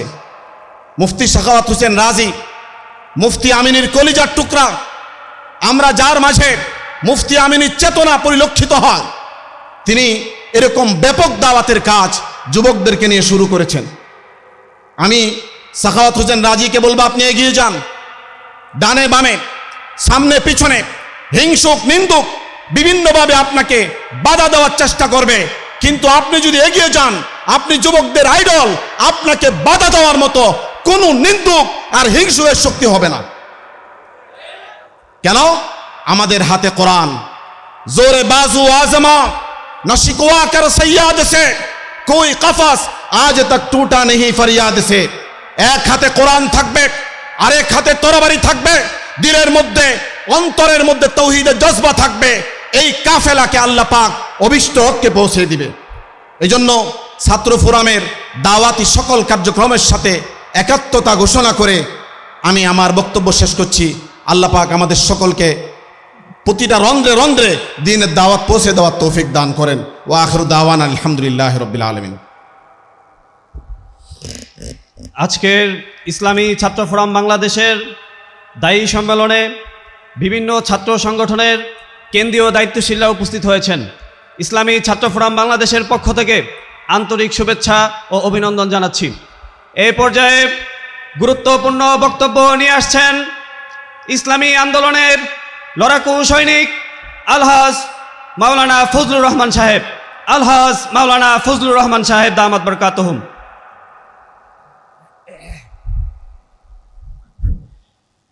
আসসালামু আলাইকুম ওয়া রাহমাতুল্লাহি ওয়া বারাকাতুহু। নাহমাদুহু ওয়া নুসাল্লি আলা রাসূলিহিল কারীম, আম্মা বা'দ। ফাআউযু বিল্লাহি মিনাশ শাইতানির রাজীম। বিসমিল্লাহির রহমানির রহিম। ওয়া মান আহসানু কাওলাম মিম্মান দাআ ইলাল্লাহি ওয়া আমিলা সালিহান ওয়া ক্বালা ইন্নানি মিনাল মুসলিমিন। সাদাকাল্লাহুল আযীম। ইসলামী ছাত্র ফোরাম বাংলাদেশ কর্তৃক আয়োজিত আজকের এই দায়ী সম্মেলনের সম্মানিত সভাপতি, প্রধান অতিথি, মঞ্চে উপবিষ্ট দেশের শীর্ষ ওলামায়ে কেরাম ও আমার সামনে ইসলামী ছাত্র ফোরামের সদস্য ভাইয়েরা,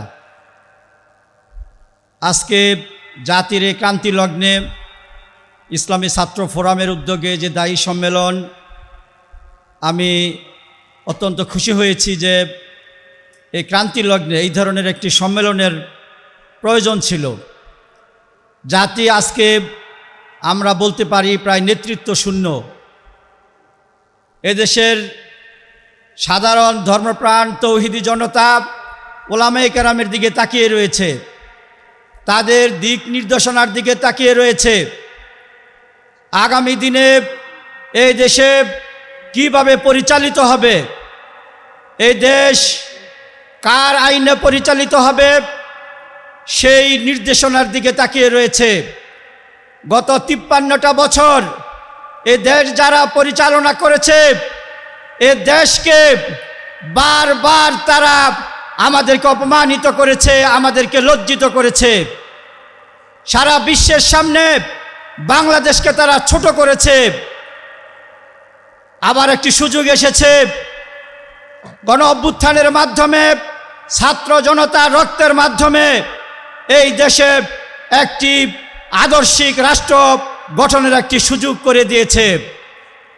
এই জন্যে আজকে ইসলামী ছাত্র ফোরামের পক্ষ থেকে, আজকের এই সম্মেলনের পক্ষ থেকে আমাদেরকে সিদ্ধান্ত নিতে হবে, আমাদেরকে আওয়াজ তুলতে হবে।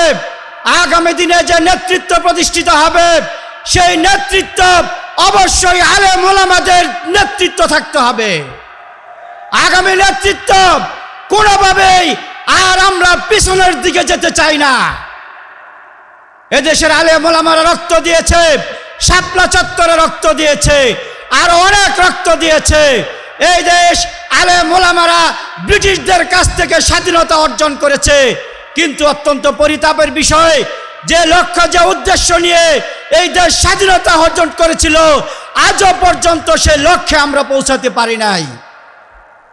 ইসলামী ছাত্র ফোরাম আশা করি সাখাওয়াত হোসেন রাজির নেতৃত্বে, আলেম ওলামাদের নেতৃত্বে এই দেশে আলেম ওলামাদের নেতৃত্ব প্রতিষ্ঠা করতে সক্ষম হবে ইনশাআল্লাহ। আমরা আগামী দিনে এই দেশে কোরআনের শাসন দেখতে চাই, ইসলামের শাসন দেখতে চাই। সরকারে তো আলম সাল্লাল্লাহু আলাইহি ওয়াসাল্লামের আদর্শ প্রতিষ্ঠিত হবে রাষ্ট্রীয়ভাবে, এটা আমরা দেখতে চাই। অনেক হয়েছে, আমরা আর কারো দয়া এই দেশে বাঁচতে চাই না। আমরা কারো এই দেশে আর কারো দয়া দাক্ষিণ্য নিয়ে বাঁচতে চাই না। এই জন্যে আসুন আগামী দিনে যে কোনো আন্দোলন কর্মসূচিতে ইনশাল্লাহ আমরা আমাদের জাল মাল নিয়ে রাজপথে ঝাঁপিয়ে পড়ব। ইসলামী ছাত্র ফোরাম, ইসলাম ঐক্যজোট সহ আমাদের আকাবের দিন তারা যে আদর্শ আমাদের সামনে রেখে গেছেন, সেই আদর্শকে সামনে নিয়ে আমরা এই বাংলাদেশকে একটি সুন্দর, একটি আদর্শবান, একটি ইসলামী কল্যাণ রাষ্ট্র প্রতিষ্ঠা আমরা এই দেশে করব, এই আশাবাদ ব্যক্ত করে আমি আমার বক্তব্য এখানে শেষ করছি। ওয়া আখিরু দাওয়ানা আনিল হামদুলিল্লাহি রাব্বিল আলামিন। অনেক অনেক শুক্রিয়া মাওলানা ফজলুর রহমান সাহেব দামাত বারাকাতুহুমকে। সম্মানিত উপস্থিতি,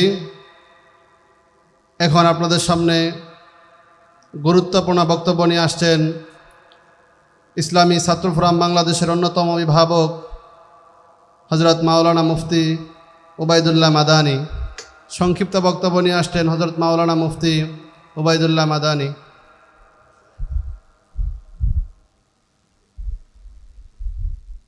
আসসালামু আলাইকুম রহমতুল্লাহি ওয়া বারাকাতুহু। ইসলামী ছাত্র ফোরাম বাংলাদেশ কর্তৃক আয়োজিত আজকে দায়ী সম্মেলনে উপস্থিত আমার উস্তাদে মোহতারাম, আজকের এই সম্মেলনের প্রধান অতিথি মুফতি সাখাওয়াত হোসেন রাজি দামাত বারাকাতুহু, উপস্থিত রয়েছেন আমার চলার পথের অন্যতম অভিভাবক সুলতানুল ওয়াইজিন আল্লামা খালেদ সাইফুল্লাহ আইয়ুবী দামাত বারাকাতুহু সহ উস্তাদে মোহতারাম হযরত মাওলানা মুফতি জুবাইর সাহেব দামাত বারাকাতুহু সহ হযরত উলামা ইকরাম, আজিজ তোলাবা। এত বড় মঞ্চে কথা বলার মতো যোগ্যতা রাখি না, হঠাৎ করে নাম ঘোষণা করা হয়েছে, এজন্য সামনে দাঁড়ানো, দোয়া নেওয়া। ছোট্ট একটা কথা, ইব্রাহিম আলাইহিস সালাতু ওয়াস সালাম আল্লাহর কাছে দোয়া করেছিলেন, রব্বানা ওয়াবআথ ফীহিম রাসূলা, একজন রাসূল পাঠান যেনার কাজ থাকবে 4টা। এর মধ্যে একটা হলো তেলাওয়াতে কোরআন শোনাবেন, ওয়া ইউআল্লিমুহুমুল কিতাবা ওয়াল হিকমাহ। 4 নম্বরে ছিল ওয়া ইউযাক্কিহিম, তাসকিয়াতুন নফস করবে। কিন্তু যখন আল্লাহ তাআলা এই দোয়াটাকে কবুল করেন, তখন আয়াত দিয়ে বললেন, লাকাদ মান্নাল্লাহু আলাইহিম লাকাদ মান্নাল্লাহু আলাল মুমিনিনা ইয বা'আথা ফীহিম রাসূলাম মিন আনফুসিহিম ইয়াতলু আলাইহিম আয়াতিহি ওয়া ইউযাক্কিহিম।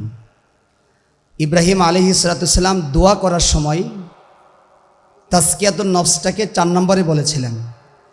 যখন আল্লাহ দোয়াটাকে কবুল করলেন, তখন এই তাসকিয়াতুন নফসটাকে 2 নম্বরে নিয়ে আসলেন। ইয বা'আথা ফীহিম রাসূলাম মিন আনফুসিহিম ইয়াতলু আলাইহিম আয়াতিহি, 2 নম্বরে বলেছেন ওয়া ইউযাক্কিহিম। তো দায়ের আমি সহ আমাদের সকলেরই তাসকিয়াতুন নফস, নফসকে পরিশুদ্ধ করা, এটা অন্যতম দায়ের একটা কাজ আমি মনে করি। 2 নম্বর আরেকটা বলি, শেষ করব। আমি লালবাগে লেখাপড়া করেছি দীর্ঘ 5 বছর। মুফতি আমিন সাহেব রহমতুল্লাহি আলাই যিনি একাই একটা সংগঠন ছিলেন। উনি একা একটা কথা বললে সারা বাংলাদেশ নাড়া পড়ত। ওনার যে সমস্ত শক্তির বদৌলতে একাই একটা সংগঠন ছিলেন, এর মধ্যে অন্যতম একটা বৈশিষ্ট্য ছিল, আমি 5 বছরে কখনো তারবিয়াতে জলসায়, আমাদের আকাবিরে জলসা, লালবাগে আকাবিরে জলসা হয়, হয়তো এখনও হয়, আকাবিরে জলসায় 5 বছর হুজুর সামনে থেকেই কথা শুনতাম, কিন্তু কোনো দিন ওই জলসায় বা দরসে কোনো ব্যক্তির গীবত শুনি নাই, কোনো দিন গীবত বলতে শুনি নাই। হুজুরের এই যে একটা শক্তি, আর বাতিলের সামনে তো বলেই দিতেন আপনার অস্ত্র কি, আপনার সম্বল কি, বলে দিতেন আমাদের সম্বল তো এই তসবিহ, শেষ সাথে চোখের পানি আর এই তসবিহ, আমাদের অস্ত্র এইটাই। আমি মনে করি মুফতি আমিন সাহেব রহমাতুল্লাহি আলাইহির গীবত না করার এই গুণ, তসবির এই অস্ত্র এবং শেষ সাত্রের চোখের পানি, কান্না, এগুলো যদি আমাদের মধ্যে দায়ের সমস্ত সিফাতের সাথে যদি এগুলিও থাকে, আমরা দায়ী হিসাবে সমাজে আরও পরিপক্ক হতে পারবো। আল্লাহ আমাদের সবাইকে তৌফিক দেন, সকলে বলে আমিন। আসসালামু আলাইকুম রহমতুল্লাহ। শুক্রিয়া। অডিয়েন্সদের প্রতি দৃষ্টি আকর্ষণ করছি, আমরা নিচতলায় যারা বেশি করছি, আমরা 2 তলায় চলে যেতে পারি, উপরে জায়গা রয়েছে, আমরা উপরে চলে যাব। আশেপাশে যে সকল আমাদের স্বেচ্ছাসেবক এবং দায়িত্বশীল ভাইরা রয়েছেন, সকলকে উপরে চলে যেতে বলেন। এই পর্যায়ে আপনাদের সম্মুখে গুরুত্বপূর্ণ বক্তব্য নিয়ে আসছেন ইসলামী ছাত্র ফোরাম 2023 সালের 24শে মে যে মাদ্রাসায় আমাদের আত্মপ্রকাশ হয়েছিল, নিউ মার্কেট মাদ্রাসা, সেই মাদ্রাসার সংগ্রামী মুহতামিম আমাদের তরুণ আলামেদিন মাওলানা সানাউল্লাহ খান, মাওলানা সালাউল্লাহ খান।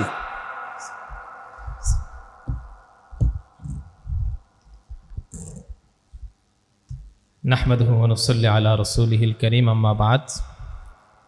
ইসলামী ছাত্র ফোরাম বাংলাদেশ কর্তৃক আয়োজিত আজকের এই দায়ী সম্মেলনের সম্মানিত সভাপতি, প্রধান অতিথি হিসাবে উপস্থিত আছেন এদেশের লক্ষ কোটি জনতার হৃদয়ের স্পন্দন, মজলুম আলেমে দ্বীন, বারবার কারা নির্যাতিত আলেম হযরত মাওলানা মুফতি সাখাওয়াত হোসেন রাজি দামাত বারাকাতুহুম।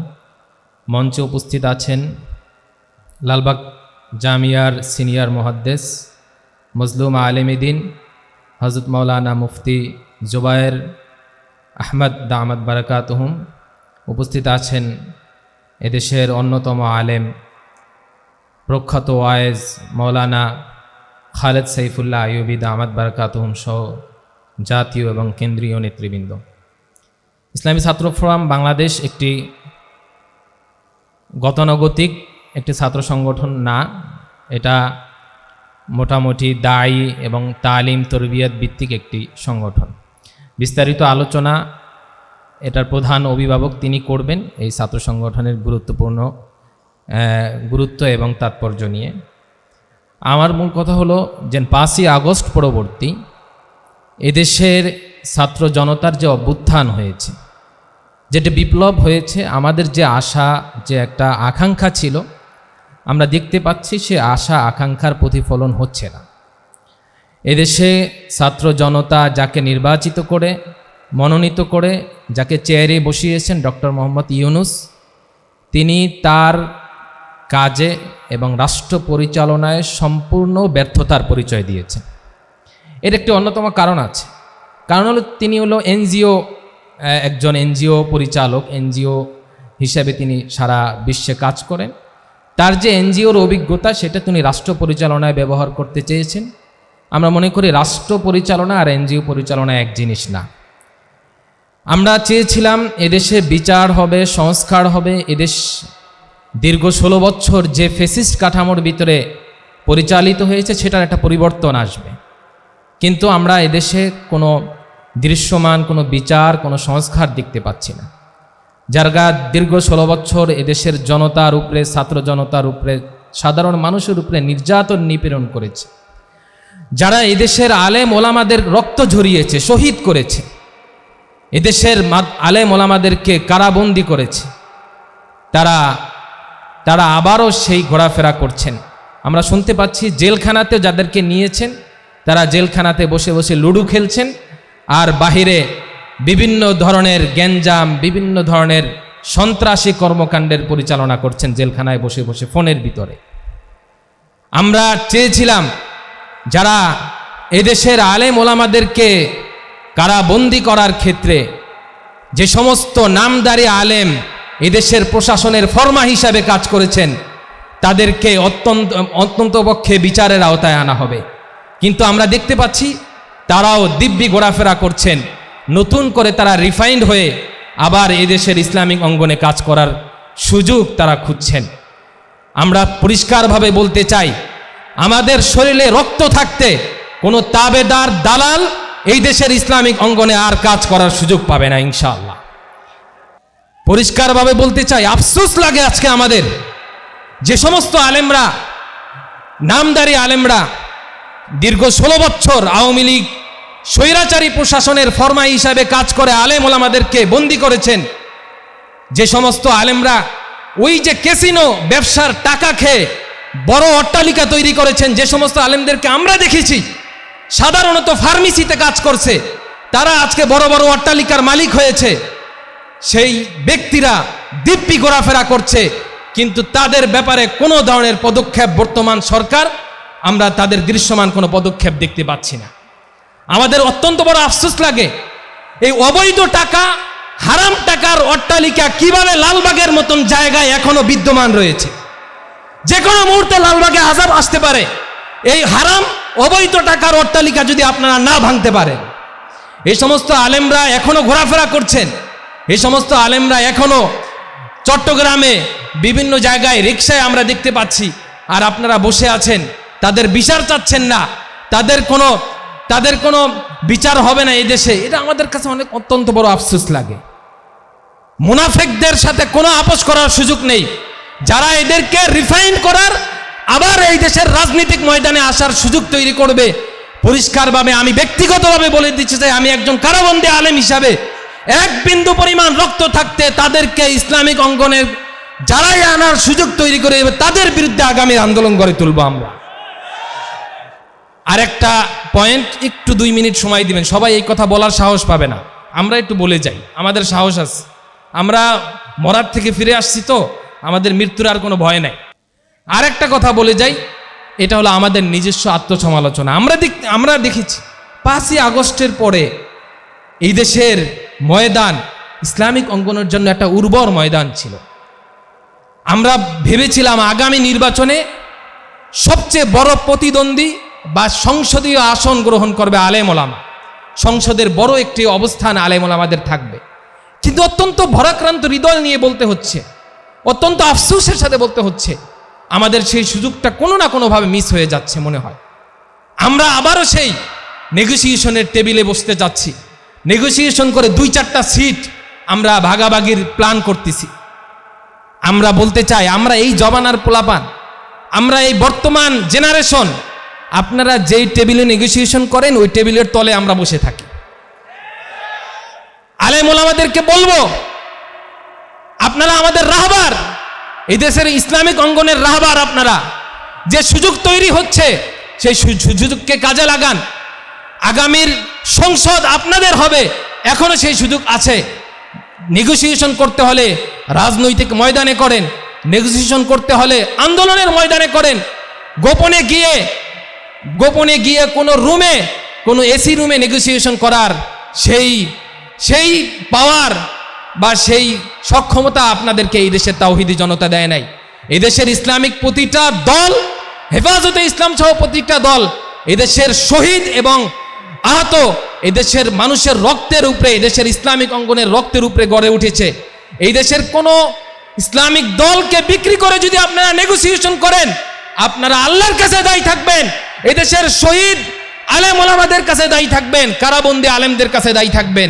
পরিষ্কারভাবে বলতে চাই, নেগোসিয়েশন করতে হলে, সংসদে যেতে হলে সেটা রাজপথের মধ্যে নেগোসিয়েশন করেন, কোনো অন্তমহলে, কোনো অন্ধকারে নেগোসিয়েশন করেন না। সেই অন্ধকারে নেগোসিয়েশন করলে আপনারা এদেশের ছাত্র জনতা, এদেশের আলেম ওলামাদের কাছে দায়ী থাকবেন। আমি আর কথা বাড়াতে চাই না, সময় নিয়েছি বেশি। ইসলামী ছাত্র ফোরাম বাংলাদেশকে আল্লাহ পাক কবুল করুন, এটাকে অনেক বড় কাজ করার তৌফিক দান করুন। ওমা তৌফিক ইল্লা বিল্লাহ। ধন্যবাদ ইসলামী ছাত্র ফোরাম বাংলাদেশের অন্যতম অভিভাবক মুফতি সানাউল্লাহ খান সাহেবকে। লম্বা সময় আলোচনা হয়েছে, আমার যদিও কোনো টেনশন নাই, আমি আসরের নামাজ পড়েছি, কিন্তু যেহেতু অন্যরা পড়েন নাই সেজন্য আর কোনো আলোচনা না। আলোচনা এই ইসলামী ছাত্র ফোরাম বাংলাদেশের জন্যে আমাদের বন্ধুবর মাওলানা মুফতি সাখাওয়াত হোসেন রাজি হাফিজাহুল্লাহ যে মূল নীতি তিনি তৈরি করেছেন উমরে দ্বীনের নামে, ওইটাই আলোচনা আমাদের ছাত্রদের জন্যে, তারবিয়ত তালিমের জন্যে আমি মনে করি ওইটাই যথেষ্ট। আমাদের আশা কিছু বলার জন্যে না, আমাদের আশা শুধু আমার ভাইকে উৎসাহিত করার জন্যে যে আপনি দ্বীনের জন্যে যাই করবেন আমরা আপনার সফর সঙ্গী হিসাবে সাথে আছি ইনশাআল্লাহ এবং সাথে থাকবো ইনশাআল্লাহ। এই কথাটার জানান দেওয়ার জন্যই এখানে আসা, কিছু বলার জন্য না। আমাদের ছাত্রদেরকে আল্লাহ তাআলা আমাদের আকাবির আসলাফের নমুনায় দ্বীনের জন্যে কোরবানি, সর্বোচ্চ ত্যাগ তিতিক্ষা যা যা দরকার এর জন্যে প্রস্তুত হওয়ার তৌফিক দান করেন। আমি ইসলামী ছাত্র ফোরাম বাংলাদেশের প্রত্যেক সদস্য, এদের সংশ্লিষ্ট যারাই আছেন নেতৃত্ব সহ সকলের ভবিষ্যৎ এবং খায়ের কামনা করে আজকের মতো আমি আমার বক্তব্য শেষ করছি। আমা আলাইনা ইল্লাল বালাগ। আল্লাহুম্মা সাল্লি আলা সাইয়্যিদিনা মুহাম্মাদিন আবদিকা ওয়া রাসূলিক ওয়া সাল্লি আলাল মুমিনিনা ওয়াল মুমিনাতি ওয়াল মুসলিমিনা ওয়াল মুসলিমাত। রব্বানা তাকাব্বাল মিন্না জামিআ সালিহি আমালিনা إنك أنت السميع العليم. ربنا تقبل منا كما تقبلت من أسلافنا المرضية. تقبل منا جميع صالح أعمالنا إنك أنت السميع العليم. اللهم وفقنا لما تحب وترضى من القول والفعل والعمل والنية. اللهم بارك لنا فيما رزقتنا وقنا شر ما قضيتنا. اللهم ارحمنا برحمة تغنينا عن رحمة غيرك. اللهم وفقنا لما تحب وترضى. اللهم لا تسلط علينا بذنوبنا من لا يخافك ولا يرحمنا واغفر لنا قبل ذلك. اللهم لا تدع لنا في مقامنا هذا ذنبا إلا غفرته ولا هما إلا فرجته ولا دينا إلا قضيته ولا حاجة إلا قضيتها ويسرتها فيسر أمورنا واشرح صدورنا واجعلنا من الراشدين. أي كريم أي رب أي الله আজকের এই দায়ী সম্মেলনকে আপনি কবুল ও মঞ্জুর করেন। যাদের উদ্যোগে এই সুন্দর আয়োজন আল্লাহ তাদেরকে কবুল করেন। দায়ী নবী আলাইহিস সালামকে আপনি নিরাপত্তার গ্যারান্টি দিয়েছেন, ওয়াল্লাহু ইয়াসিমুকা মিনান নাস বলে। আল্লাহ দুনিয়ার সমস্ত দায়ীদেরকে আপনার নিরাপত্তার চাদরে আপনি ঢেকে রাখবেন আল্লাহ।